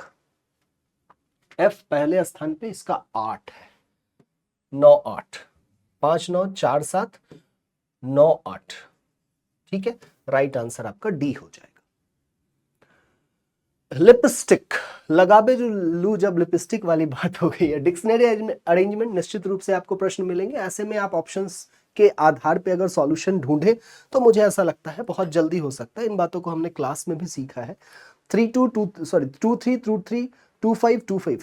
अब देखिए एग्जामिनर ने दिमाग लगाया, एक्चुअली यहाँ पे एग्जामिनर मैं ही हूँ तो मैंने आपको थोड़ा परेशान किया। अब आपको चेक करना होगा, इतना निर्धारित है कि ये सबसे पहला अक्षर है, इस पे टेंशन नहीं लेना। अब 3 और 5 पे डिसाइड कीजिए। 3 में क्या है? IF, 5 में क्या है? IN, तो यह निश्चित है कि दूसरा है, तो ये गया ये गया। ठीक है, अब 3 और 1 पे निर्धारित हमें करना है, 3 और 1 पे हमें निर्धारित करना है। ठीक है, ये गया ये गया। ठीक है, तो अब हमें किस पे निर्धारित करना है? 1 और 5 पे। 1 और 5 पे देखिए, यहाँ पे P है और यहाँ पे M है, तो यह निश्चित है कि यह तीसरा अक्षर होगा। मतलब तीसरे स्थान पे हमको क्या मिलने वाला है? 5 मिलने वाला है, जो कि बी ऑप्शन में आपको दिख रहा है। नेक्स्ट, किंडल को लिखा है कुछ इस प्रकार से और आपसे पूछता है फैशन को क्या लिखेंगे। ठीक है भाई, तो क्या ही समस्या है, एलिमेंट सेम है, अरेंजमेंट का केस है, ये सारे आपको विपरीत दिशा में सजते हुए दिख रहे हैं, तो यहाँ बस यहाँ से NOIHSAF, NOIHSAF, right answer D. Option selection पे ध्यान दीजिए, पासे का क्वेश्चन एफ का विपरीत आपसे पूछ रहा है। एफ का विपरीत देखिए, यहाँ पे ए है, एच है, डी है, EDF। मैं एफ का विपरीत बड़े आसानी से निकाल सकता हूं। किसी भी दो सिचुएशन को लीजिए आप, या इसको लीजिए, इसको लीजिए, या इसको लीजिए, कोई फर्क नहीं पड़ेगा। जल्दी करने के लिए आप दो कॉमन ढूंढ सकते हैं। GH कहीं और है? नहीं है, कोई टेंशन वाली बात नहीं है। इन दोनों में देखिए तो AHDEDF, यहां भी नहीं हो पा रहा है। इसमें देख लीजिए AHD और GFH, नहीं हो पा रहा है। आप किसी से उत्तर निकाल सकते हैं। मान लीजिए मैंने इन दोनों को ले लिया, ठीक है, कॉमन क्या है इन दोनों में? कॉमन क्या है इन दोनों में? कॉमन है H, तो H क्लॉकवाइज AD और HFG, A का उल्टा F, राइट आंसर क्या हो जाएगा? A हो जाएगा। ठीक है, अब यहां पे आपको एक एक करके ऑप्शंस को ही चूज करना पड़ेगा। ऐसे क्वेश्चन का कोई खास शॉर्ट ट्रिक है नहीं, थोड़ी सी समझ आप लगा सकते हैं। हमको 22 चाहिए, ये डिवीजन भी ठीक है, लेकिन यहाँ पे मल्टीप्लाई आपको नहीं लाना है, क्योंकि अगर यहाँ पे मल्टीप्लाई आप लाएंगे तो प्रॉब्लम होगा। ठीक है, तो मल्टीप्लाई वाले ऑप्शन को फिलहाल आप रहने दीजिए। ठीक है, अगर मैं इन दोनों को एक्सचेंज कर लूं, मतलब 24 - 2 गुना 2 प्लस 6 डिवाइडेड 3, 24 - 4 प्लस 2, ये आपको 22 दे रहा है। ठीक है ना, 26, राइट आंसर क्या हो जाएगा? सी हो जाएगा। लेटर सीरीज पे आप एक पहलू को देखिए, यहां पे 3 का डिफरेंस, 3 का डिफरेंस और 3 का डिफरेंस। अच्छा, यहाँ क्वेश्चन मार्क पे क्या आएगा? दो क्वेश्चन मार्क है, यहाँ पे 3 का डिफरेंस, तो F में 3 जोड़ेंगे तो I, पहला तो हमको मिल गया I, तो ये गया ये गया ये गया, बचा कौन? ये, बाकी चेक करने की जरूरत नहीं है। लेटर फिगर सीरीज का क्वेश्चन है। फिगर सीरीज आप विजुअलाइजेशन से कर सकते हैं, जैसे ये वाला पार्ट डायरेक्शन से ऐसे 45 डिग्री मूव, ये यहाँ मूव, ये यहाँ मूव, तो नेक्स्ट में ये वाला पार्ट आपको ऐसे दिखेगा। ठीक है, तो ये गया ये गया, ये दो चले गए। अब A और C में आपको Y को देखिए, Y भी 45 degree clockwise, clock clock clock, तो अब Y आपका इस दिशा में आ जाएगा, तो आप किसके साथ जाएंगे? जरा सोचिए, देखिए ऐसे है, ऐसे है। ठीक है, नेक्स्ट स्टेप में ये ऐसे हुआ, यहां हुआ। अब नेक्स्ट क्या होगा? ये ऐसे होगा और ये ऐसे होगा, जो कि ए में नहीं है, सी के साथ आप जाएंगे। इसमें आप प्रायः परेशान होते हैं, अगेन बेस्ड ऑन नंबर, बड़ा ही आसान सा क्वेश्चन दिया। 41 बड़ा है, फर्स्ट कॉलम फर्स्ट रो देखने का काम। 4 स्क्वायर 5 स्क्वायर को आप जोड़िए, आपको 41 मिलेगा, 25 + 16, 36 64 100 मिलता है। तो 7 स्क्वायर कितना होता है? 49। अब 49 में हम कितना जोड़े कि 85 आ जाए? तो 85 में से 49 आप घटा लीजिए, सिंपल सा काम है। तो यहाँ पे 6 हो गया और ये 3 हो गया, इसका रूट ले लीजिए, क्योंकि आप स्क्वायर कर रहे थे, तो 36 का रूट ले लेंगे, आपको 6 मिलेगा। नेक्स्ट क्वेश्चन, त्रिभुज की संख्या, बेबी को बेस पसंद, आपको याद है ये बेस 1 2 3 4 5 6 7 सभी को जोड़ दीजिए 21 28। पेपर कटिंग एंड फोल्डिंग का प्रश्न, यहां से कागज को मोड़ा, यहां आया फिर ऊपर गया। अब जब हम इसको ओपन करेंगे तो ये स्ट्रक्चर यहां पूरा होगा, ये ट्रायंगल यहां, मतलब ये ट्रायंगल काजू कतली बन जाएगा, ठीक है। अब जरा सोचिए ये पेपर यहां आया था, तो जब यहां काटा है ना तो एक हिस्सा आपको यहां भी मिलना शुरू होगा, यहां पे आपको बर्फी मिलेगा, यहां आपको काजू कतली मिलेगा और यहां आपको बर्फी मिलेगा। राइट आंसर है, सिंपल विजुअलाइजेशन पे आप कर सकते हैं, कोई खास चिंता वाली बात नहीं होती। मिरर इमेज का प्रश्न है, सो अगेन ऑप्शन एलिमिनेशन पे ही हम ध्यान देंगे। ऑप्शंस बड़े क्लोज होते हैं लेकिन मैं इसको बड़े आसानी से इससे एलिमिनेट कर सकता हूं, मैं इस चीज से इसको एलिमिनेट कर सकता हूं, मैं इसको एलिमिनेट कर सकता हूं। राइट आंसर सिंपल सा चीज है, आप ए के साथ जाएंगे आपका काम खत्म हो जाएगा, ठीक है। यहां पे आपको क्या करना है, फिर से त्रिभुज की संख्या निकालनी है और प्रायः हम लोग थोड़ा सा घबरा जाते हैं ऐसे केस में। देखिए अगर आप कुछ हिस्सों पे कंसंट्रेट करें तो ऐसा नहीं है कि त्रिभुज निकालना बहुत जटिल हो जाएगा। मैं आपको थोड़ा सा इसमें डिटेल एक्सप्लेनेशन देता हूं कि लेट्स सपोज हमारा ये पतंग का जो शेप था, ठीक है, इसमें आपको ऐसे 2 डायगोनल दिख रहे हैं, तो इतने में 8 होते हैं, ये बात आपको पता है और पता होना चाहिए। नहीं पता है मतलब तैयारी ठीक नहीं है, इस बात से आपको दुख नहीं होना चाहिए। जब हमने ये आउटर पार्ट बनाया तो 4 और मिल गए, जब हमने आउटर पार्ट बनाया तो हमें 4 और मिल गए, ठीक है। फिर जरा सोचिए कि जब हमने इस लाइन को कंप्लीट किया, ठीक है, तो क्या आपको फिर से यहां पे 8 ट्रायंगल्स बनते दिख रहे हैं? उसी प्रकार जब आपने इधर इस लाइन को कंप्लीट किया, फिर से 8 ट्रायंगल और आपको बनते दिख रहे हैं। यहां तक आई एक्सपेक्ट आप पहुंच चुके होंगे। ऑप्शंस पे भी ध्यान दीजिए, 8 8 16, 16 और 8 24, 24 और 4 कितने होते हैं? 28, 28 है, 32 है, 30 है, 34 है। अब इतनी हड़बड़ी में आप 28 के साथ नहीं बढ़ेंगे, ठीक है। जब हमने इन लाइंस को बनाया है तो आपको इस बात पे भी थोड़ा ध्यान देने की आवश्यकता है कि नए ट्रायंगल्स कितने बने हैं जिनका कॉम्बिनेशन, ये तो हमने सिंगल सिंगल सबको गिना है, नए ट्रायंगल्स के कॉम्बिनेशन कितने बने हैं, आप थोड़ा इस बात पे भी ध्यान देंगे ताकि आपको चीजों के साथ सहूलियत मिले, ठीक है। तो अगर हम नए ट्रायंगल देखते हैं तो आप जब ये लाइन बनाए तो एक ये ट्रायंगल नया बना, एक ये बना, जब ये लाइन बनाए एक ये बना, एक ये बना, क्योंकि हमने इतने को 8 लिया है तो 4 और बन गए हैं, तो 8 32, ठीक है, 8 8 24, 24 28 और 4 32। मॉइस्टन इज रिलेटेड टू ड्रेंच, ये थोड़ा अपोजिट सा रिलेशन कह रहा है, ठीक है, हायर इंटेंसिटी कह रहा है। मॉइस्टन ड्रेंच उसी प्रकार संबंधित है चुभन, प्रिक, प्रिक कहते हैं हिंदी में। चुभन किस चीज से रिलेटेड है? सो चुभन इज रिलेटेड टू स्टैब, छुरा भोंकना। मॉइस्टन हल्का किसी चीज को गीला करना, ड्रेंच मतलब बहुत गीला कर देना, प्रिक इज चुभन एंड स्टैब छुरा भोंकना, मतलब इंटेंसिटी को हम क्या कर रहे हैं, बढ़ा रहे हैं, उसकी तीव्रता को हम बढ़ा रहे हैं, ठीक है। नेक्स्ट क्वेश्चन देखते हैं, डायरेक्शन बेस्ड क्वेश्चन था। ये रेलवे का फेवरेट तरीका है ऑप्शन को पूछने का, ऑप्शन देने का, ये रेलवे का एकदम फेवरेट तरीका है।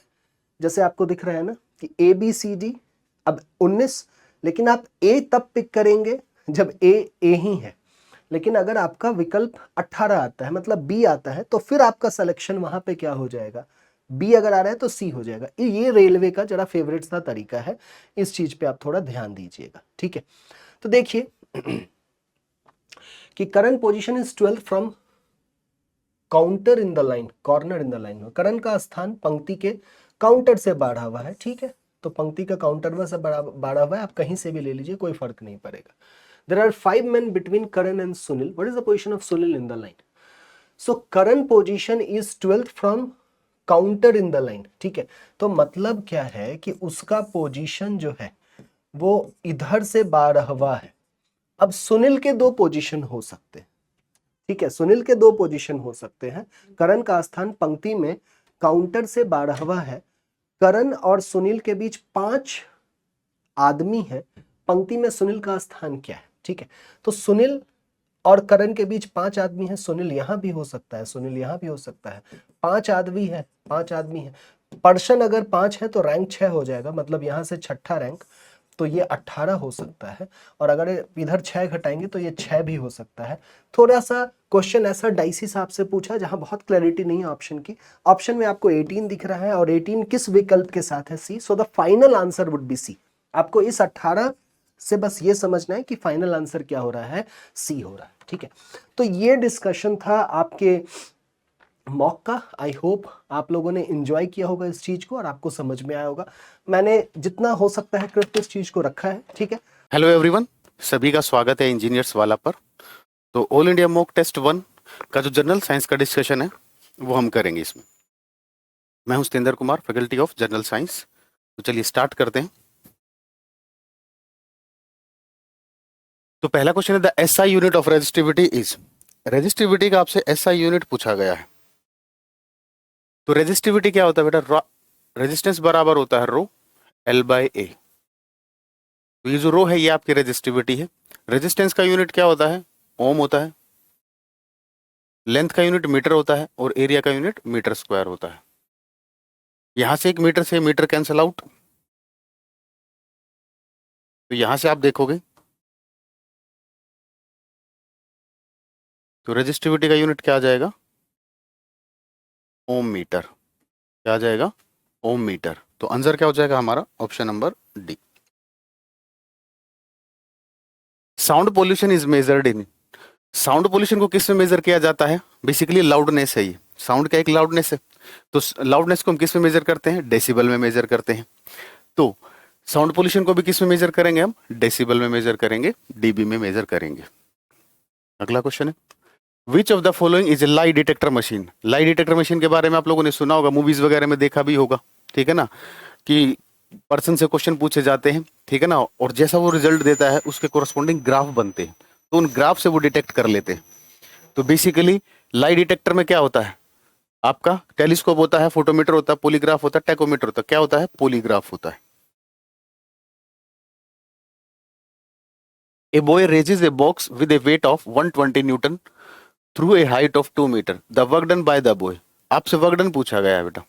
तो वर्क डन क्या होता है? फोर्स इंटू डिस्प्लेसमेंट होता है। फोर्स इंटू डिस्प्लेसमेंट होता है। यहाँ पर सारे वर्क डन पॉजिटिव है तो एंगल हमें चेक करने की जरूरत है नहीं। ठीक है, तो वेट 120 न्यूटन। तो फोर्स का फॉर्मूला क्या होगा यहाँ पर? वेट क्या होता है? एक फोर्स ही होता है mg, और डिस्प्लेसमेंट कितना है उसका? 2 मीटर है। वेट हो गया 120 न्यूटन और डिस्प्लेसमेंट आपका 2 है, ये आ गया 240 जूल। हालांकि देखो वेट तो बेटा डाउनवर्ड होता है, ठीक है ना, और उसने डिस्प्लेसमेंट उसका ऊपर की तरफ हुआ है। अब ऑप्शन में नेगेटिव नहीं है। अगर आप देखोगे दोनों के बीच में एंगल कितना है? थीटा। और एक्चुअल फॉर्मूला क्या होता है वर्क डन का? F S cos theta. क्या होता है? F S cos theta. तो कोस थीटा, यहाँ पर ये थीटा की वैल्यू कितनी है? 180 डिग्री है। और कोस 180 क्या होता है? कोस 180 क्या होता है? -1 होता है। ठीक है, तो ऑप्शन में माइनस नहीं था इसलिए हमने थीटा का यूज नहीं किया। अगर ऑप्शन में नेगेटिव वाला होता तो -240 जूल इसका करेक्ट आंसर होता। तो सारे ऑप्शन देखिए सब में पॉजिटिव साइन के साथ दिए हुए हैं, इसीलिए मैंने कहा थीटा का यूज मैंने नहीं किया। नहीं तो एग्जैक्ट सॉल्यूशन अगर आप देखोगे तो एग्जैक्ट सॉल्यूशन इसका ये हो जाएगा वर्क डन माइनस, क्योंकि 180 माइनस होता है तो इसकी जगह मैंने माइनस यूज कर लिया। फोर्स कितना है आपका? mg, और डिस्प्लेसमेंट है s। ये इसका एग्जैक्ट आंसर होता है। लेकिन ऑप्शन में नहीं है तो हमें क्वेश्चन छोड़ के नहीं आना है, हमें उसके अकॉर्डिंग करना है। तो आंसर हो जाएगा हमारा 240 जूल।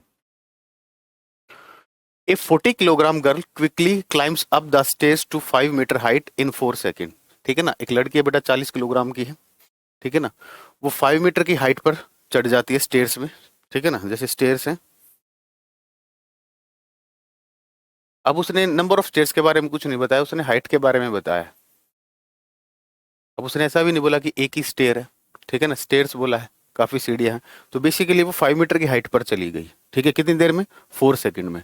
आपको पावर बताना है। पावर का फॉर्मूला क्या होता है? रेट ऑफ डूइंग वर्क होती है, वर्क अपॉन टाइम। ठीक है, तो यहाँ पर वर्क डन का फॉर्मूला क्या हो जाएगा? mgh upon T. मास कितना है उसका? 40 किलोग्राम दे रखा है। जी की वैल्यू हम 10 ले लेते हैं, हालांकि 9.8 लेना चाहिए लेकिन ऑप्शंस को देखते हैं। तो ऑप्शन में कोई पॉइंट का सिस्टम ही नहीं है। दूसरा, अब देखेंगे आंसर निकालने के बाद, अगर नियरेस्ट ऑप्शन होगा कोई तो हम G9.8 यूज करेंगे, लेकिन अगर हम यहाँ पर देख रहे हैं देखो 500, 200, 2000, 100, कोई आसपास ऑप्शन नहीं है, ठीक है, तो इसलिए हमने G10 यूज कर लिया। टाइम दे रखा है हमें 4 सेकेंड, तो ये कैंसिल आउट हो जाएगा। ये कितना आ गया 500 वॉट, कितनी पावर आ गई 500 वोट, इसकी पावर आ गई, ठीक है। चलिए, an object with mass m moves with speed v and has kinetic energy a। वो कह रहा है काइनेटिक एनर्जी का फॉर्मूला क्या होता है भाई, हाफ एम वी स्क्वायर होता है। काइनेटिक एनर्जी का formula half m v square होता है, ठीक है। अब उसने काइनेटिक एनर्जी आपको दे रखी है a, हाफ, मास कितना दे रखा है कैपिटल M दे रखा है, और स्पीड दे रखी है कैपिटल V, ये है। इसके बाद वो कह रहा है if its velocity is doubled, अगर इसे डबल कर दिया जाए, यानी कि ट्वाइस ऑफ v कर दिया जाए, बाकी फैक्टर तो सब सेम है बेटा, बाकी ये फैक्टर तो यहाँ पर कांस्टेंट है, ठीक है। इसको न्यू मान लेते हैं हम a डैश, तो हाफ, इसका स्क्वायर करोगे तो कितना आ जाएगा, ये m एज इट इज है, 4v स्क्वायर आ जाएगा। तो अगर 4 को बाहर निकाल लो, हाफ एम वी स्क्वायर, ये हाफ एम वी स्क्वायर किसका वैल्यू है, ए का वैल्यू है, किसका वैल्यू है, ए का वैल्यू है। तो न्यू काइनेटिक एनर्जी क्या आ जाएगी, 4a आ जाएगी, कितनी आ जाएगी 4a आ जाएगी। सोचो kinetic energy, as kinetic energy A बोल रखा है, ऑप्शन में वो के यूज कर रखा है, ठीक है ना, तो 4a आएगा, इनको हम ए बना लेते हैं, तो क्या आंसर आ जाएगा, ऑप्शन सी। लेकिन आपको पेपर में इसको डायरेक्ट करना चाहिए, आपको दिख रहा है काइनेटिक एनर्जी में और वेलोसिटी में स्क्वायर का रिलेशन है, एम तो कहीं चेंज नहीं हो रहा, तो अगर आप इसे डबल करोगे, डबल करने से पावर क्या है 2 है, तो डबल करोगे तो क्या हो जाएगा 4 टाइम्स हो जाएगा, तो ये वैल्यू डायरेक्ट आप लगा सकते हो 4 टाइम्स होगी, ठीक है ना। इतना सोल्व करने की जरूरत नहीं, इतनी प्रैक्टिस आपकी होनी चाहिए, ताकि ये ऐसे क्वेश्चन है जिनमें टाइम बचाकर अच्छे क्वेश्चन में टाइम लगा सके। Flying A rocket can be understood by, ये रॉकेट की बात कर रहा है बेटा। रॉकेट जो होता है वो 2 प्रिंसिपल पर काम करता है, कौन कौन से प्रिंसिपल पर काम करता है, एक तो Newton's third law of motion पर काम करता है, वो दूसरा law of conservation of momentum पर काम करता है। तो देखते हैं क्या वो एनर्जी कंजर्वेशन पर काम कर रहा है, नहीं। मोमेंटम कंजर्वेशन पर बिल्कुल कर रहा है, फर्स्ट लॉ ऑफ मोशन पर नहीं, सेकंड लॉ ऑफ मोशन पर नहीं। देखो एक ही ऑप्शन में मिलेगा, या तो कंजर्वेशन ऑफ मोमेंटम या न्यूटन्स थर्ड लॉ, दोनों मिल गए तो बोथ ऑप्शन में आपको देखने को मिलेगा, ठीक। Applying a force of 5 Newton on a wooden plank with mass m1 kg, it accelerates with an acceleration of 10 metre per second square. वो कह रहा है एक मास m1 है, ठीक है, इस पर हमने फोर्स लगाया 5 न्यूटन का, और एक्सेलरेशन ये प्रोड्यूस कर रहा है 10 मीटर पर सेकंड स्क्वायर का, ठीक है। एक दूसरा प्लैंक है जिसका मास है m2, accelerates with an acceleration of 20 metre per second square when same force is applied. इस पर भी अगर हम 5 न्यूटन का फोर्स लगाते हैं तो अब की बार ये जो एक्सेलरेशन दे रहा है, ये दे रहा है 20 मीटर पर सेकंड स्क्वायर, ठीक है। वो कह रहा है if both the planks are tied with each other and the same force is applied on them then what will be the acceleration. वो कह रहा है अगर इन दोनों प्लैंक्स को हम बांध दे, दोनों प्लैंक्स को अगर हम बांध दे, ठीक है, m1 m2 दोनों को हम बांध दे और इतना ही फोर्स लगाए 5 न्यूटन का, तो एक्सेलरेशन कितना प्रोड्यूस होगा। तो हमें ये मास की वैल्यू चाहिए होगी, हमें पता न्यूटन का सेकंड लॉ क्या है, F is equal to m है, ठीक है। तो पहले केस में अगर हम फोर्स हमें गिवन है, एक्सेलरेशन गिवन है, तो यहाँ से मास का फॉर्मूला क्या आ जाएगा, F बाई m आ जाएगा। तो पहले केस में m1 की बात करें हम, m1 की बात करें, m1 में फोर्स कितना है 5 न्यूटन, एक्सेलरेशन कितना है 10, इसको हम एज इट इज रखते हैं, सोल्व नहीं करते।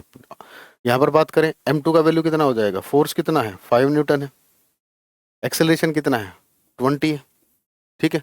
चलिए, क्योंकि हमें पता है हमें एक्सेलरेशन निकालना है, यहाँ पर एक्सेलरेशन का फॉर्मूला क्या है, F बाई m है, तो यहाँ पर भी फोर्स कितना लग रहा है 5 न्यूटन। अब इस m1 की जगह हम क्या ले लेंगे, m1 प्लस m2 ले लेंगे, 5, m1 का वैल्यू कितना है बेटा 5/10, और इसका वैल्यू कितना 5/20। 5 अगर हम कॉमन निकाल ले कैंसिल आउट हो जाएगा, यहाँ से ये 5 हमने निकाल लिया, ये कैंसिल आउट हो जाएगा, ये 1/10 प्लस 1/20, 5 से 5 कैंसिल आउट हो गया आपका।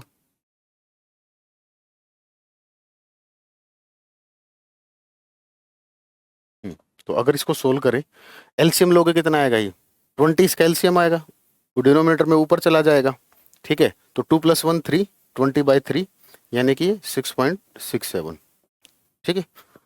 तो क्या आंसर आ जाएगा? 6.67 मीटर पर सेकेंड स्क्वायर, ठीक है। If the length of a simple pendulum is increased then its time period. Time period का फॉर्मूला आपको पता होना चाहिए। सिंपल पेंडुलम जो होता है उसका जो टाइम पीरियड का फॉर्मूला होता है ये होता है 2π√L/g। तो ये लेंथ के क्या है? डायरेक्टली प्रोपोर्शनल है, ठीक है ना, लेंथ के स्क्वायर रूट के। तो उसने क्या किया है बेटा, if the length of the simple pendulum is increase, अगर आप लेंथ को बढ़ाओगे तो टाइम पीरियड भी क्या करेगा? इंक्रीज करेगा। अगर आप लेंथ को इंक्रीज करोगे तो टाइम पीरियड भी क्या करेगा? इंक्रीज करेगा। तो आंसर क्या आ जाएगा? ऑप्शन नंबर ए।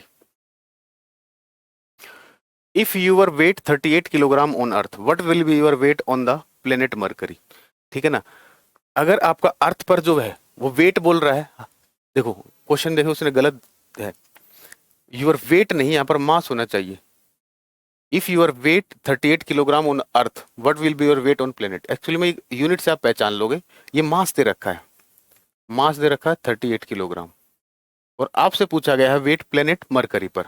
तो मरकरी पर आपको जी की वैल्यू पता होनी चाहिए, ये होती है 0.378 होती है। कितनी होती है? 0.378 मीटर पर सेकंड स्क्वायर होती है। ये वैल्यू याद होगी तभी आप आंसर कर पाओगे, क्योंकि वेट का फॉर्मूला होता है मास इंटू ग्रेविटी।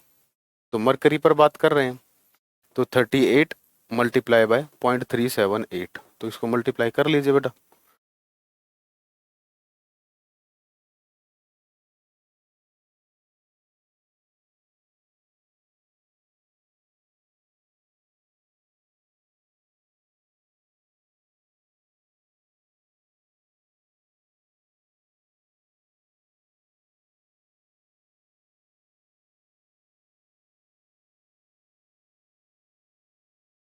हाँ जी, तो कितना आ गया बेटा? ये पॉइंट कितने के बाद लगाना है? 3 के बाद 14.364। तो आंसर क्या आ जाएगा? 14.3। देखो अब इसमें वेट की बात हो रही है, क्वेश्चन में गड़बड़ है, लेकिन आपको छोड़ के नहीं आना है। तो ये यूनिट का मिस्टेक है, ठीक है ना। एक्चुअली यहाँ पर न्यूटन होना चाहिए। क्या होना चाहिए यहाँ पर? न्यूटन होना चाहिए। अगर वो वेट की बात करता है तो वेट का यूनिट होना चाहिए न्यूटन। आपको एक बात बताएं, ऐसा ही क्वेश्चन एग्जाम में आता है, मतलब ये इस टाइप का क्वेश्चन एग्जाम में आया हुआ है, वहां भी ऐसे ही ऑप्शन थे, ठीक है। तो कई बार एग्जामिनर से भी मिस्टेक हो जाता है, देख रहे हो। अगर आपको अच्छे से इससे क्या पता चलता है, ये एक एग्जाम का आया हुआ क्वेश्चन है, ठीक है ना, आरआरबी का ये आया हुआ क्वेश्चन है। आप देख सकते हो एग्जामिनर को भी नहीं पता क्या लिखना है, ठीक है, लेकिन हमें बेटा ये क्वेश्चन इसलिए डाला गया है ताकि आप क्वेश्चन छोड़ के ना आए। आप ये ना सोचे कि सर ये तो गलत दे रखा था, ठीक है ना, क्या है ये गलत दे रखा था इसलिए हम छोड़ा है। आपको करना है, ठीक है ना, जैसा डेटा है आप उस डेटा के अकॉर्डिंग क्वेश्चन करोगे, ठीक है ना, बाकी चीजें बाद की बात है, छोड़ के नहीं आना है। चलिए, विच of the following substances will have the lowest speed of sound? तो आपसे पूछा गया है साउंड की स्पीड सबसे कम किस में होती है? सबसे कम बेटा एयर में होती है, एयर से ज्यादा लिक्विड में होती है, और लिक्विड से ज्यादा सॉलिड में होती है। एक तो ये आपको ध्यान रखना, सबसे पहली प्रायोरिटी इसी को देखेंगे। यहां पर दे रखा वाटर लिक्विड है, ये आपका लिक्विड है, स्टील सॉलिड है, ग्लास सेमी सॉलिड होता है, सॉलिड बेसिकली, और ये क्या है आपकी गैस है। तो सबसे ज्यादा किस में, सबसे कम पूछा है ना, सबसे कम किस में होगी बेटा? एयर में होगी। सबसे कम किस में होगी? एयर में होगी। An echo comes back in 3 second. Echo का कॉन्सेप्ट आप लोगों को पता है? देखो इको के लिए एक ऑब्स्टेकल होना चाहिए। यहां पर एक सोर्स रखा है, यहां पर क्या है? एक सोर्स रखा है, ये ऑब्स्टेकल है। इको कब सुनाई देती है?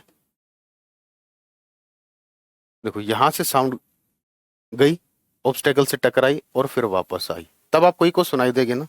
तो यानी कि इको सुनने में कितना डिस्टेंस ट्रेवल होता है? अगर ये डी है तो ये भी डी होगा, ये डी है तो ये भी, तो टोटल डिस्टेंस कितना हो जाता है? डिस्टेंस का फॉर्मूला होता है स्पीड इनटू टाइम।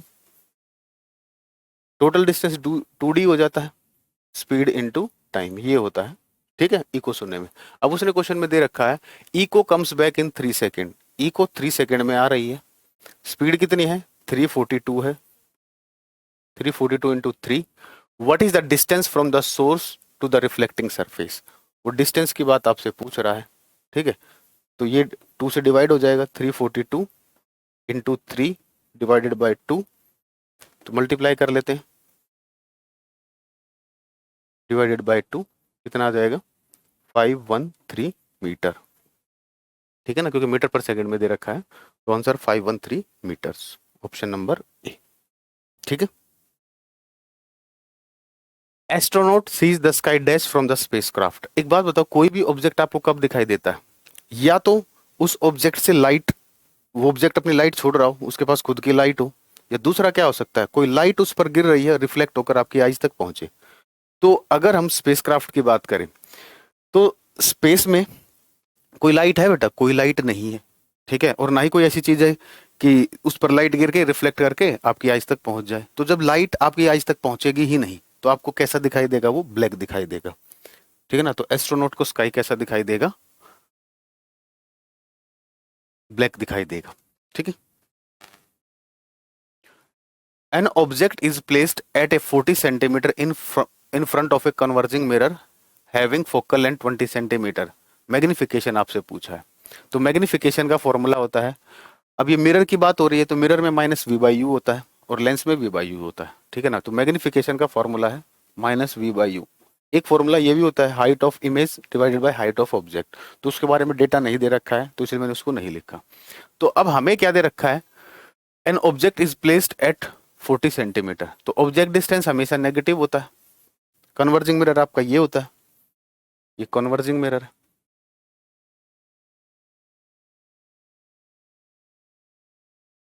ये कन्वर्जिंग मिरर है आपका, ठीक है। चलिए, mirror having focal length 20 centimetre, focal length ये फोकस है आपका, तो पोल और फोकस के बीच की जो दूरी होती है ये फोकल लेंथ होती है। अब हर चीज हमें साइन कन्वेंशन के अकॉर्डिंग प्लेस करनी होती है। अब साइन कन्वेंशन कैसे डिसाइड करते हैं? यहाँ पर सारे डिस्टेंस पोल से मेजर किए जाते हैं। अगर पोल से आप राइट में चलोगे तो वैल्यू पॉजिटिव होगी, पोल से लेफ्ट में चलोगे तो वैल्यू नेगेटिव, पोल से ऊपर चलोगे तो वैल्यू पॉजिटिव, पोल से नीचे चलोगे तो वैल्यू नेगेटिव, ठीक है। चलिए, तो फोकल लेंथ देखिए आप, कन्वर्जिंग मिरर है, ठीक है ना। तो कन्वर्जिंग मिरर आपका कौन सा होता है? कॉनकेव मिरर होता है। कौन सा होता है? कॉनकेव मिरर होता है। पहले मैंने शायद कुछ उल्टा तो नहीं बोल दिया, ठीक है। कॉनकेव मिरर आपका कन्वर्जिंग मिरर होता है। चलिए, तो कन्वर्जिंग मिरर आपका, तो इसका फोकल लेंथ देखिए, पोल से लेफ्ट में है तो इसका फोकल लेंथ कैसा होगा? नेगेटिव होगा, और फोकल लेंथ इसका कितना दे रखा है? 20 सेंटीमीटर। तो यहां से हम v का वैल्यू निकाल लेते हैं। तो 1 बाय मिरर फॉर्मूला होता है 1 बाय एफ बराबर है 1 by V plus 1 by U. हमें v चाहिए, तो यहां से अगर हम बात करें, हमें 1 बाई वी की वैल्यू चाहिए, तो 1 बाई वी क्या हो जाएगा? 1 by F minus 1 by U. F का वैल्यू है -20, यू का वैल्यू है -40, तो ये प्लस हो जाएगा 1 बाय 40 माइनस 1 बाय 20।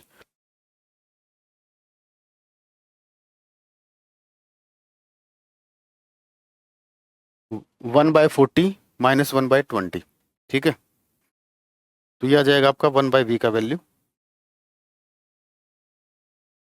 एलसीएम इसका कितना रहेगा? 40 रहेगा एलसीएम, एलसीएम आपका 40 रहेगा, तो ये वहां पर 1 आएगा, ये 2 आ जाएगा, ये -1 बाय 40।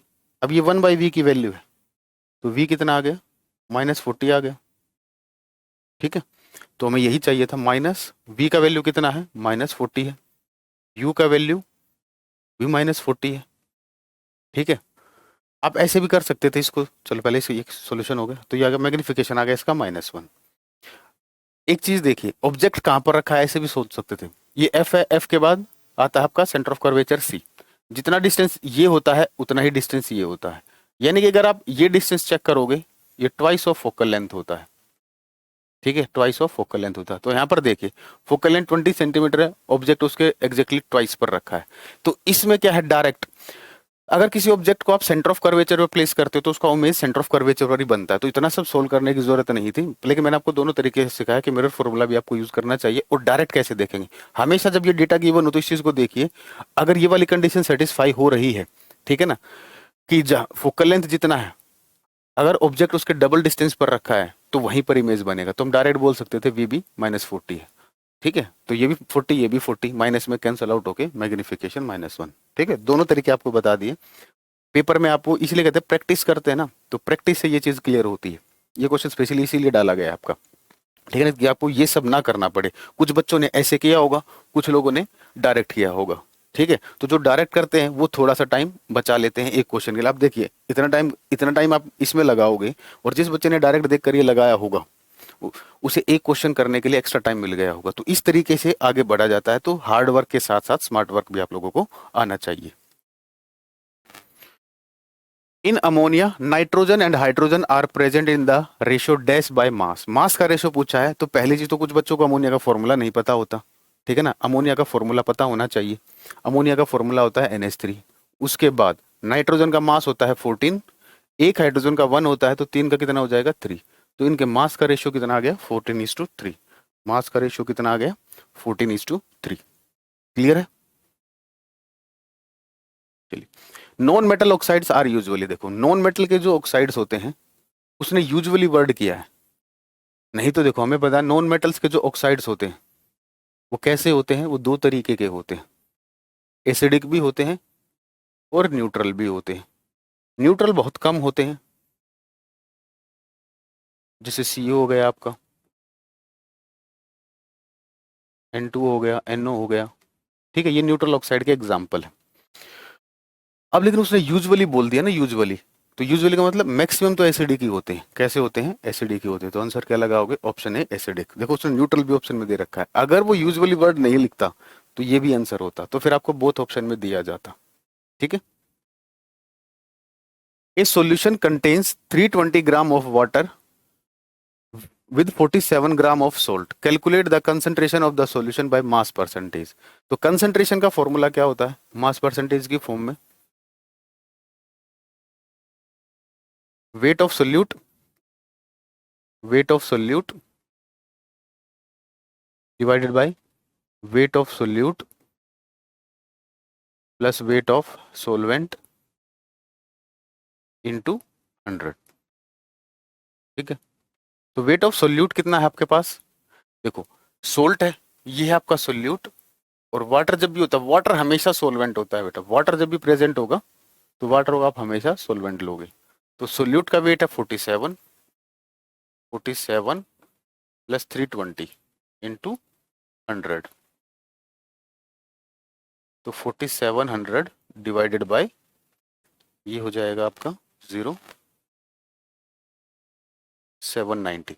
अब देखो अगर आप ऑप्शंस को देखो, अब अप्रोक्सीमेशन करना चाहें तो हम अप्रोक्सीमेशन नहीं कर सकते। 11.6, 12.8, 12.61, 12.57 पास पास ऑप्शन है, सब में नहीं होता ऐसा, ठीक है ना।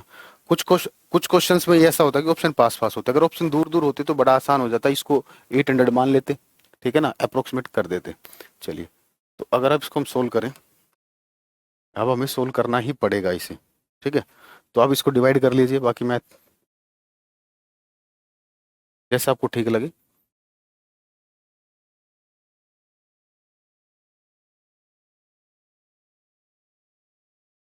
फोर 470 है ना, नहीं नहीं ये मैंने ऑप्शन, एक मिनट, ये कितना हो गया आपका 320, अच्छा 47 ऐड करना था, तो ये हो जाएगा 7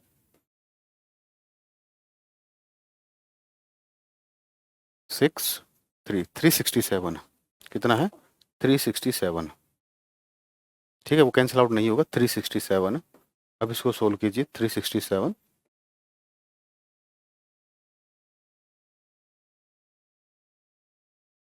103। आप देखिए ये किस पर जाएगा, 3 पर जाएगा, नहीं 3 पर तो नहीं जाएगा, 2 पर ही जाएगा।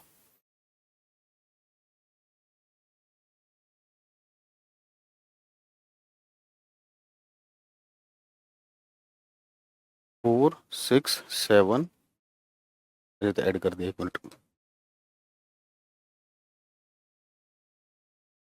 296। अब देखिए, अब ये जीरो लगाते हैं तो ये किस पर जाएगा, 8 पर। अगर हम देखें इसको 8 से मल्टीप्लाई करके देखते हैं,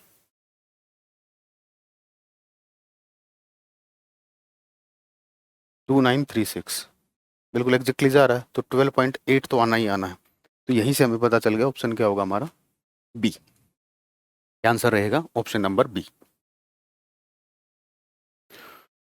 dash is electrically neutral and weakly micro atom, ठीक है ना। हालांकि ऑप्शन गलत, क्वेश्चन गलत, माइक्रो एटम नहीं, एटम तो एटम ही होता है, माइक्रो का क्या मतलब हुआ, ठीक है ना। तो ऑप्शन देखते हैं, न्यूट्रिनो, पॉजिट्रॉन, इलेक्ट्रॉन, प्रोटॉन। तो आपसे वो पूछ रहा है एटम के अंदर इनमें से कौन सा ऐसा पार्टिकल है जो इलेक्ट्रिकली न्यूट्रल होता है, जिस पर कोई चार्ज नहीं होता। पॉजिट्रॉन पर बेटा पॉजिटिव चार्ज होता है, इलेक्ट्रॉन पर नेगेटिव चार्ज होता है, प्रोटॉन पर पॉजिटिव होता है, न्यूट्रिनो पर कोई चार्ज नहीं होता।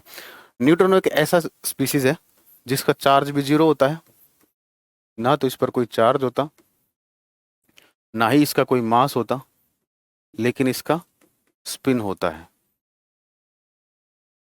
क्या होता है? इसका स्पिन होता है, प्रचक्रण होता है।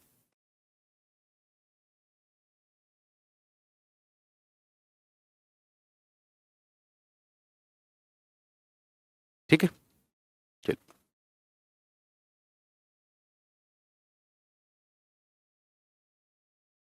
हाँ भी आगे देखिए। The element x in the modern periodic table has an electronic configuration 288. The element x is placed in the electronic configuration आपको क्या दे रखी है? 288। तो अगर आप इन्हें ऐड करोगे तो टोटल इलेक्ट्रॉन कितने आ गए? अब उसने आयन नहीं बोला है, तो जितना इलेक्ट्रॉन होंगे उतना ही एटॉमिक नंबर होगा। टोटल इलेक्ट्रॉन 18 है, तो 18 एटॉमिक नंबर किसका होता है? आर्गन का होता है। और आर्गन एक नोबल गैस है। आर्गन क्या आपकी एक नोबल गैस है। नोबल गैसेस कौन से ग्रुप में आती हैं? 18th ग्रुप में आती है। किस में आती है? 18th ग्रुप में आती है। Chlorine gas is a mixture of two isotopes of chlorine that have ratio of 3:1. Which of the following are two isotopes? ये याद रखना बेटा, 3:1 में जो होता है आपका क्लोरीन का, दो आइसोटॉप होते हैं हमारे पास, क्लोरीन 1735 और क्लोरीन 1737। ये इसलिए याद करने के लिए बोल रहे हैं क्योंकि ये फेमस है, ठीक है ना, और किसी के लिए ऐसा क्वेश्चन नहीं पूछेगा आपसे, ठीक है ना। तो ये जो परसेंटेज है ये किसका है? क्लोरीन 35 और क्लोरीन 37 के लिए है ये। विच of the following is reduced in the given equation? किसका रिडक्शन हो रहा है आपसे ये पूछा जा रहा है। देखिए अगर जिंक में से बात करें, यहां से बात कीजिए, रिमूवल ऑफ ऑक्सीजन हो रहा है, तो रिमूवल ऑफ ऑक्सीजन क्या होता है? रिडक्शन होता है। रिमूवल ऑफ ऑक्सीजन क्या होता है? रिडक्शन होता है। और इसमें आप देखते हो कार्बन से जो CO बन रहा है, इसमें एडिशन ऑफ ऑक्सीजन हो रहा है। एडिशन ऑफ ऑक्सीजन क्या होता है आपका? ऑक्सीडेशन होता है। एडिशन ऑफ ऑक्सीजन क्या होता है? ऑक्सीडेशन होता है। तो यहां पर अगर हम बात करें तो जिंक में से ऑक्सीजन निकल रहा है, तो जिंक का क्या हो रहा है? रिडक्शन हो रहा है। किसका रिडक्शन हो रहा है? जिंक का रिडक्शन हो रहा है, ठीक है ना। जिंक का क्या हो रहा है? आपका रिडक्शन हो रहा है।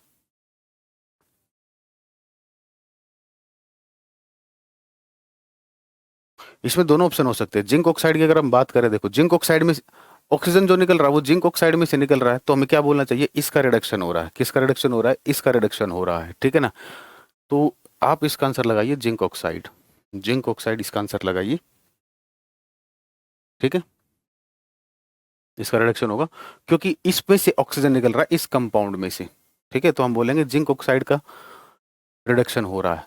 अगर आप ओनली जिंक बोलते हो तो आपके जो 10th लेवल तक आपके साइंस पूछा जाता है, तो 10th लेवल तक ये आंसर देना ठीक नहीं है, क्योंकि ठीक है यहाँ पर ये हमें पता है कि जिंक पर +2 चार्ज होता है, ये इलेक्ट्रॉन गेन करता है, लेकिन ये सिनेरियो अभी आपके सिलेबस में नहीं है, ठीक है ना, क्योंकि आयनिक फॉर्म में नहीं है।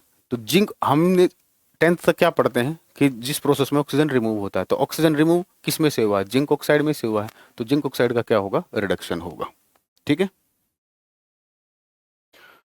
चलिए, iron that resembles cobalt and nickel in the properties has been kept far away from these elements which was one of its shortcoming। देखो ये कह रहा आयरन की जो प्रॉपर्टी होती है वो कोबाल्ट से और निकल से मैच होती है, लेकिन इनमें से किसका लिमिटेशन है? ये बेटा न्यूलैंड ने क्या किया था? इसको अलग कर दिया था। प्रॉपर्टी सेम है तो ये एक साथ होने चाहिए, लेकिन इसने क्या किया था? इस आयरन को अलग कर दिया था, ठीक है। तो ये किसका शॉर्टकमिंग है? न्यूलैंड लॉ ऑफ ऑक्टेव का। Which of the following belongs to the homologous series of alkene? Alkene का जनरल फॉर्मूला क्या होता है? CnH2n होता है। क्या होता है जनरल फॉर्मूला? CnH2n होता है, ठीक है। तो देखिए यानी कि जितने कार्बन होंगे हाइड्रोजन उसके डबल होने चाहिए एल्कीन के लिए। 6 का डबल 12 होता है, लेकिन यहाँ 14 है, ये नहीं हो सकता। 10 का डबल 20 होता है, ये भी नहीं हो सकता। ये भी डबल नहीं है, यहाँ देखिए एग्जैक्टली डबल है। तो आंसर क्या हो जाएगा? Option number D. क्या आंसर हो जाएगा? Option number D. Which of the following circulates impure blood? आपको इनमें से बताना है कि कौन सा कौन सी चीज इम्प्योर ब्लड को सर्कुलेट करती है? अगर आपको पता हो, देखो आर्टरी जो होती हैं, A for artery, A for अच्छा खून, ये अच्छा खून लेके जाती है, ठीक है। वी फॉर वाहियात खून, वी फॉर वेन, ये वाहियात खून, मतलब डीऑक्सीजनेटेड ब्लड। लेकिन जैसे पल्मोनरी लगाते हो तो फंक्शन रिवर्स हो जाएगा। उसने आपसे क्या पूछा? Impure blood. इम्प्योर ब्लड किस में होता है? वेन में होता है। लेकिन पल्मोनरी वर्ड आते ही पल्मोनरी जो आर्टरी है ये क्या कैरी करेगी? Deoxygenated blood. तो यही पूछा, इम्प्योर ब्लड यही होता है आपका। तो इम्प्योर ब्लड कौन कैरी करता है आपका? Pulmonary artery. कौन करता है? Pulmonary artery. What part of the respiratory system prevents the air passage from collapsing? आपको बताना है, ये चार चीजें आपके सामने हैं कि रेस्पिरेटरी सिस्टम का कौन सा पार्ट है जो कोलेप्सिंग से रोकता है। तो अगर आप देखो, ribs, rings of cartilage, spine, trachea, तो ये किसके बारे में बात कर रहा है? एग्जैक्टली कौन से ऑप्शन के बारे में बात कर रहा है? देखिए ट्रैकिया जो होता है, ट्रैकिया हमारा, जब आप एक्सहेल करोगे तो एयर बाहर जाएगी, एक्सहेल करोगे एयर बाहर जाएगी, बाहर जाएगी तो ट्रैकिया क्या हो जाएगा? ट्रैकिया क्या हो जाएगा? कोलैप्स हो जाएगा। उसे कोलैप्स होने से बचाने के लिए उसके अराउंड में क्या होती है? रिंग्स ऑफ कार्टिलेज होती है जो उसे कोलैप्स होने से बचाती है। तो आंसर क्या हो जाएगा आपका? Option number B. How much does the human brain weight? Human brain का वेट कितना होता है? जितना भी बॉडी का वेट होता है अप्रोक्सीमेट उसके 2% होता है। जितना भी बॉडी का टोटल वेट होगा, ठीक है ना, ब्रेन का कितना हो जाएगा? उसका approximately 2%, about 2% of the total body weight. The main thinking part of the brain, brain का मेन थिंकिंग पार्ट कौन सा होता है बेटा? सेरिब्रम के अंदर क्या होता है आपका? फोर ब्रेन वाला पार्ट। कौन सा होता है ये? फोर ब्रेन वाला पार्ट। मेन थिंकिंग पार्ट आपका कौन सा है? Forebrain. Dash gland is also known as master gland. एक मास्टर ग्लैंड होती है, एक सुपर मास्टर ग्लैंड होती है। मास्टर ग्लैंड कौन सी होती है आपकी? पिट्यूटरी ग्लैंड होती है। कौन सी होती है? पिट्यूटरी, ठीक है। ये बाकी ग्लैंड पर कंट्रोल करती है, ठीक है। तो उसने आपसे मास्टर ग्लैंड पूछा है, तो मास्टर ग्लैंड में क्या आ जाएगा? पिट्यूटरी ग्लैंड आ जाएगा। अगर वो सुपर मास्टर ग्लैंड पूछता, सुपर मास्टर ग्लैंड होती है हाइपोथैलेमस, वो किसको कंट्रोल करती है? पिट्यूटरी। तो पिट्यूटरी जो ग्लैंड है वो बाकी ग्लैंड को कंट्रोल करती है, और इसको कंट्रोल कौन करता है? हाइपोथैलेमस। इसीलिए हाइपोथैलेमस क्या होता है आपका? Super master gland. लेकिन उसने आपसे मास्टर ग्लैंड पूछा है, तो मास्टर ग्लैंड क्या हो जाएगा? पिट्यूटरी। चल, what is the common name of E300? Ascorbic acid सुना आप लोगों ने? एस्कोर्बिक एसिड, एस्कोर्बिक एसिड कौन सा होता है? विटामिन सी होता है, विटामिन सी होता है। इसका कॉन्जुगेट बेस होता है बेटा E300। क्या होता है इसका? कॉन्जुगेट बेस होता है, ठीक है। E300 कॉन्जुगेट बेस कैसे बनाते हैं? एसिड के अंदर से जब आप H+ आयन निकाल देते हो तो जो पार्ट बचता है H+ निकालने के बाद, वो क्या होता है? उसका कॉन्जुगेट बेस होता है। वो कॉन्जुगेट बेस क्या आता है? E300, ठीक है। तो इसीलिए इसको बोला जाता है एस्कोर्बिक एसिड। तो इसको अगर हम बोले इसका कॉमन नेम क्या बोल सकते हैं? विटामिन सी, क्योंकि एस्कोर्बिक एसिड का दूसरा नाम क्या होता है? Vitamin C. Retinol is mainly related to, retinol कौन से विटामिन से लिंक है बेटा? Vitamin A, vitamin B, vitamin D, vitamin E. Retinol जो है आपका, तो रेटिनॉल होता है आपका विटामिन ए होता है। तो होपफुली आपको सारी चीजें समझ आई होंगी।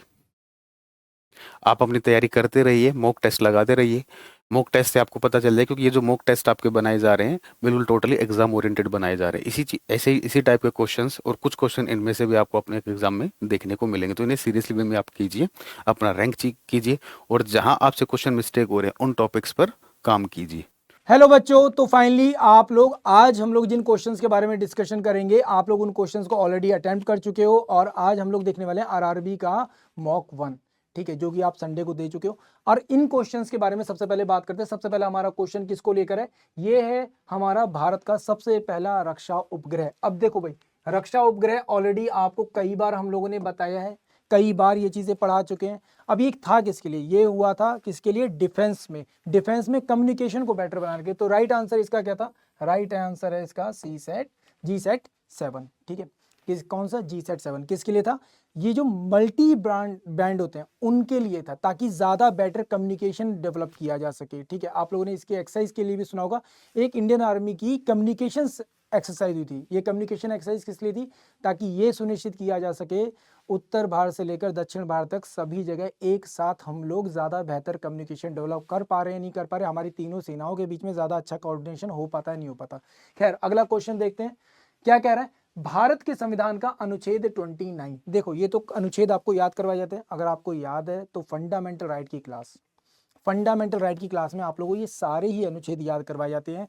आपके जो भी 6 फंडामेंटल राइट्स थे उनके सारे आर्टिकल्स आपको बताए जाते हैं। आर्टिकल नंबर 14 से लेकर फाइनली आपको 32 तक सब बताया जाता है ना। तो अगर हम लोग यहाँ पर बात करते हैं आर्टिकल नंबर 29, तो 29 किसके बारे में बताएगा भाई? सीधी सी बात है, आप क्वेश्चन के ऑप्शन देखो। Protection in respect of convention of offence, ठीक है, अपराध के लिए। दूसरा क्या बोल रहा है?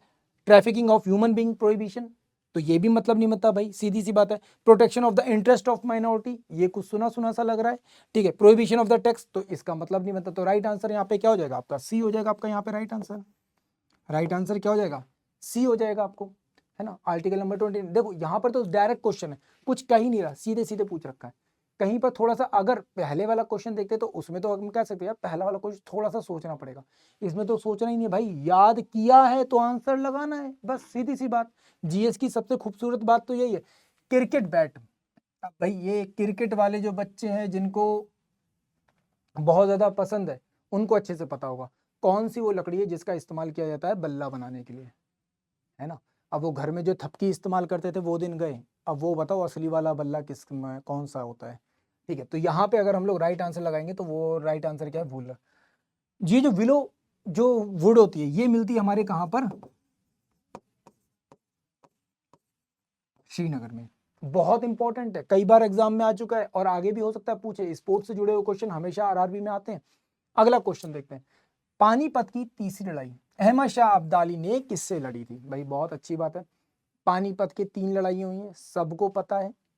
एक बाबर, दूसरी अकबर, मतलब एक हुई है बाबर और इब्राहिम लोधी, दूसरी हुई है अकबर और हेमू के बीच में, है ना। अब वैसे देखा जाए अकबर नहीं लड़ रहा था, लड़ तो बैरम खान लड़ रहा था। और तीसरी लड़ाई भाई अहमद शाह अब्दाली और वो लोग कौन से थे जो यहाँ से युद्ध लड़ने के लिए गए थे? वो थे कौन? मराठा थे। अब मराठा तो सीधी सीधी सी बात है, राइट आंसर ये हो गया। और यहाँ पर लीड कौन कर रहे थे? सदाशिव भाऊ लीड कर रहे थे, ये भी अगर आपसे पूछे तो आपको पता होना चाहिए। कौन? सदाशिव भाऊ और विश्वास राव यहाँ पे लीड कर रहे थे। आगे बढ़ते हैं, नेक्स्ट क्वेश्चन क्या है? Which of the following is not a green house gas? भाई ग्रीन हाउस गैस नहीं है, कौन सी नहीं है? ग्रीन हाउस होता है तो क्या होता है? ग्रीन हाउस से, ग्रीन हाउस गैस की वजह से क्या होगा? एक सबसे बड़ी समस्या होती है, कौन सी समस्या होती है? ग्लोबल वार्मिंग की समस्या होती है। भाई ग्लोबल वार्मिंग के लिए कौन सी ऐसी गैसेज हैं? क्या ग्लोबल वार्मिंग में कार्बन डाइऑक्साइड आती है? हाँ जी बिल्कुल आती है। क्या मीथेन आती है? बिल्कुल आती है। वाटर वेपर्स के साथ जब ये मिल जाती हैं तो पता है ना, बताया था इन्वायरमेंट वाली क्लास में, कार्बन डाइऑक्साइड, मीथेन, सल्फर, ये सारी जब गैसेस मिल जाती हैं वाटर वेपर्स के साथ तो क्या हो जाता है? ग्रीन हाउस गैस का इफेक्ट क्रिएट होता है ना। वही सेम चीज़ है। क्लोरोफ्लोरोकार्बन ये तो होगी ही होगी, इसमें तो कुछ सोचने की बात ही नहीं है, सीधे सबको पता है। ओजोन गैस को खाने पर तुली हुई थी, आज के टाइम पर इस्तेमाल बंद है। तो कौन सी बची है? हमारी ऑक्सीजन। तो ऑक्सीजन सीधे सीधे क्या हो गया? हमारा आंसर हो गया। तो इसमें सोचने वाली कोई बात थी क्या? नहीं थी, आसान है ना, सिंपल। अब आगे बात करते हैं, तारे मुख्य रूप से किससे बने होते हैं? ये भी यार आसान क्वेश्चन है। पहले दिन की क्लास अगर हम लोग बात करते हैं, पहले दिन की जो सबसे पहली क्लास होती है जिसमें हम लोग सोलर सिस्टम पढ़ते हैं, अगर हम लोग बात करेंगे भाई ऑक्सीजन एंड हाइड्रोजन, नहीं मतलब ही नहीं बनता। हाइड्रोजन एंड कार्बन, नहीं मतलब नहीं बनता। हाइड्रोजन एंड हीलियम, बिल्कुल सही। तारों में, अरे तारे छोड़ो, बात करते हैं अपने वाले की। अपना वाला कौन है? सन। अपना वाला कौन है? सन। सन में क्या है? हाइड्रोजन। हाइड्रोजन बर्न होती है तो क्या बन जाती है? हीलियम बनती है। बस वही तो चल रहा है। कौन सी चीज होती है जरा बताना? न्यूक्लियर फ्यूजन होता है, फिजन होता है? जरा जल्दी से ये चीज आप लोग बताओगे, ठीक है। आगे देखते हैं, एक और क्वेश्चन है, कौन सा? On which date was the partition of India announce? कौन सी वो तारीख थी जिस दिन पार्टीशन को अनाउंस किया गया था? कौन सी वो तारीख थी? क्या 15 अगस्त 1947 था? क्या 3 जून 1947 था? क्या 13 जुलाई 1947 था? या 1 जुलाई 1947 था? अगर आप लोगों को माउंटबेटन योजना याद है तो एक तारीख थी जिस दिन ये अनाउंस किया गया था कि हाँ ठीक है हम पार्टीशन को एक्सेप्ट करते हैं। भारत और पाकिस्तान 2 भागों में क्या हो गए? हम विभक्त हो गए। किसके आधार पर? धर्म के आधार पर विभक्त किए गए, अलग ही किए गए। सबको पता है इसके बारे में। कौन सी वो तारीख थी? लंबे समय तक इस पे खींचातानी चलती रही, बोला गया नहीं करेंगे नहीं करेंगे नहीं करेंगे, और अंतिम समय में जाकर बोला गया ठीक है डिवाइड कर देते हैं, जल्दी से रेडक्लिफ को बुलाओ, नक्शे पर लाइनें बना दो जल्दी से। कौन सी वो दिन था? वो दिन था 3 जून। कौन सा वो दिन था? 3 जून। अब सोचो 3 जून को डिसाइड किया, 15 अगस्त को क्या? विभाजन, देश स्वतंत्र। इस बीच में कितनी मारा मारी हुई थी सबको पता है। तो भाई वही वाली बात है, याद रखना। आगे बढ़ते हैं। प्रथम केंद्रीय बजट किसने पेश किया था? बजट सबको पता है। अब अगर देखा जाए हमारे संविधान में बजट नहीं लिखा जाता, हमारे संविधान में क्या लिखा जाता? वार्षिक वित्तीय विवरण लिखा जाता है ना, एनुअल फाइनेंशियल स्टेटमेंट लिखा जाता है। आर्टिकल कौन सा है भाई? आर्टिकल कौन सा है? सबको पता है। अब यहां पर कौन कौन से व्यक्ति हैं भाई? जवाहरलाल नेहरू थे, क्या मुरारजी देसाई थे, षणमुखम शेट्टी थे, या जॉन मैथाई थे? तो राइट आंसर क्या है? षणमुखम शेट्टी आपका क्या हो गया? Right answer. तो आपके आंसर क्या लगाओगे? सी। तो जितने लोगों ने लगाया होगा उनको पता होगा। नेक्स्ट क्वेश्चन देखते हैं क्या कह रहा है। आईआरसीटीसी का पूर्ण रूप क्या? भाई इसका तो अगर तुम आरआरबी की तैयारी कर रहे हो, आरआरबी का कोई सा भी एग्जाम दो, चाहे तुम एलपी दो, चाहे तुम एनटीपीसी दो, चाहे तुम जेई दो, कोई सा भी एग्जाम दो आरआरबी का, ये क्वेश्चन हर बच्चे को पता होना चाहिए यार। जिस डिपार्टमेंट में नौकरी करे उस डिपार्टमेंट से जुड़ी हुई चीजें तो पता ही होनी चाहिए, है ना। तो बताओ भाई जरा इसका फुल फॉर्म क्या होगा? Indian railway catering and tourist corporation, institute of railway catering and tourism company, Indian railway catering and tourism corporation, और उसके बाद आता है नन ऑफ दीज। क्या लगाओगे भाई? Right answer. हाँ भाई क्या लगाओगे? राइट आंसर क्या है अपना? राइट आंसर है A, Indian railway catering and tourism corporation. ये क्या हो गया हमारा? राइट आंसर हो गया। नेक्स्ट क्वेश्चन देखते हैं। थोड़ा एक स्पोर्ट्स डांस है, किससे बिलोंग करता है? Belongs from which state? किस राज्य से बिलोंग करता है? अगर हम लोग इसके बारे में बात करेंगे तो किस राज्य से बिलोंग करता है? सिक्किम, आंध्र प्रदेश, हरियाणा या हिमाचल प्रदेश? बहुत अच्छा क्वेश्चन है और 100% इस तरीके के क्वेश्चंस एग्जाम में पूछता है आपसे। भाई ये जो डांस है ये एक मार्शल डांस है। मार्शल डांस मतलब कि मार्शल आर्ट वाला डांस है। तो कहाँ किससे जुड़ा हुआ है? हिमाचल प्रदेश से जुड़ा हुआ। किससे जुड़ा हुआ है? हिमाचल प्रदेश से जुड़ा हुआ है। नेक्स्ट क्वेश्चन क्या कह रहा है आपसे? विच of the following best describe the nature of Indian economy? Bharat की जो इकोनॉमी है, भारत की जो अर्थव्यवस्था है, उसको सबसे बेहतर तरीके से कौन बता सकता है? क्या हम लोग मिक्स इकोनॉमी है, क्या हम लोग सोशलिस्ट हैं, क्या हम लोग कम्युनिस्ट हैं, या फिर हम लोग कैपिटलिस्ट हैं? अमेरिका कैसा है? कैपिटलिस्ट है। कम्युनिस्ट कौन है? चाइना है। सोशलिस्ट इकोनॉमी किसकी है? रशिया की है। हमारी वाली कौन सी है? हमारी वाली मिक्स इकोनॉमी है, one of the most beautiful economy. कौन सा आंसर हो गया? ए हो गया आपका answer. Next question, who appoint the controller and auditor general of India? Bharat के नियंत्रक व महालेखा परीक्षक की नियुक्ति कौन करता है? भारत का प्रधानमंत्री करेगा, राष्ट्रपति करेगा, चीफ जस्टिस ऑफ इंडिया करेगा, या सुप्रीम कोर्ट ऑफ इंडिया करेगा? हम लोग किसके बारे में बात कर रहे हैं? कंट्रोलर ऑडिटर जनरल के बारे में बात कर रहे हैं। भाई हम लोग बात कर रहे हैं एक तरह से गवर्नमेंट ऑफ इंडिया का, गवर्नमेंट ऑफ इंडिया का चार्टर अकाउंटेंट, सीए, जो बताता है कहाँ कैसा पैसा कितना खर्च किया, किसके लिए खर्च किया, सारी इंफॉर्मेशन कलेक्ट करता है। कौन अपॉइंट करता है? भारत का राष्ट्रपति करता है। कौन करता है? भारत का राष्ट्रपति। आर्टिकल 148 पढ़ा था, याद है? वही बात कर रहा है। एक और क्वेश्चन है, which of the following activities also referred as a golden collar profession? भाई गोल्डन कॉलर किसको बोला जाता है? गोल्डन कॉलर, अगर आप लोगों ने सेक्टर्स पढ़े तो आपको पता होगा। भाई एक है हमारा सेकेंडरी, एक है हमारा क्वार्टरी, एक है प्राइमरी और एक है क्विंटरी सेक्टर। अगर देखा जाए तो नॉर्मली हम लोग 3 तरह के सेक्टर पढ़ते हैं। एक प्राइमरी सेक्टर पढ़ते हैं, एक हम लोग सेकेंडरी सेक्टर पढ़ते हैं, है ना, एक क्या पढ़ते हैं? सेकेंडरी सेक्टर पढ़ते हैं, और तीसरा हम लोग क्या पढ़ते हैं?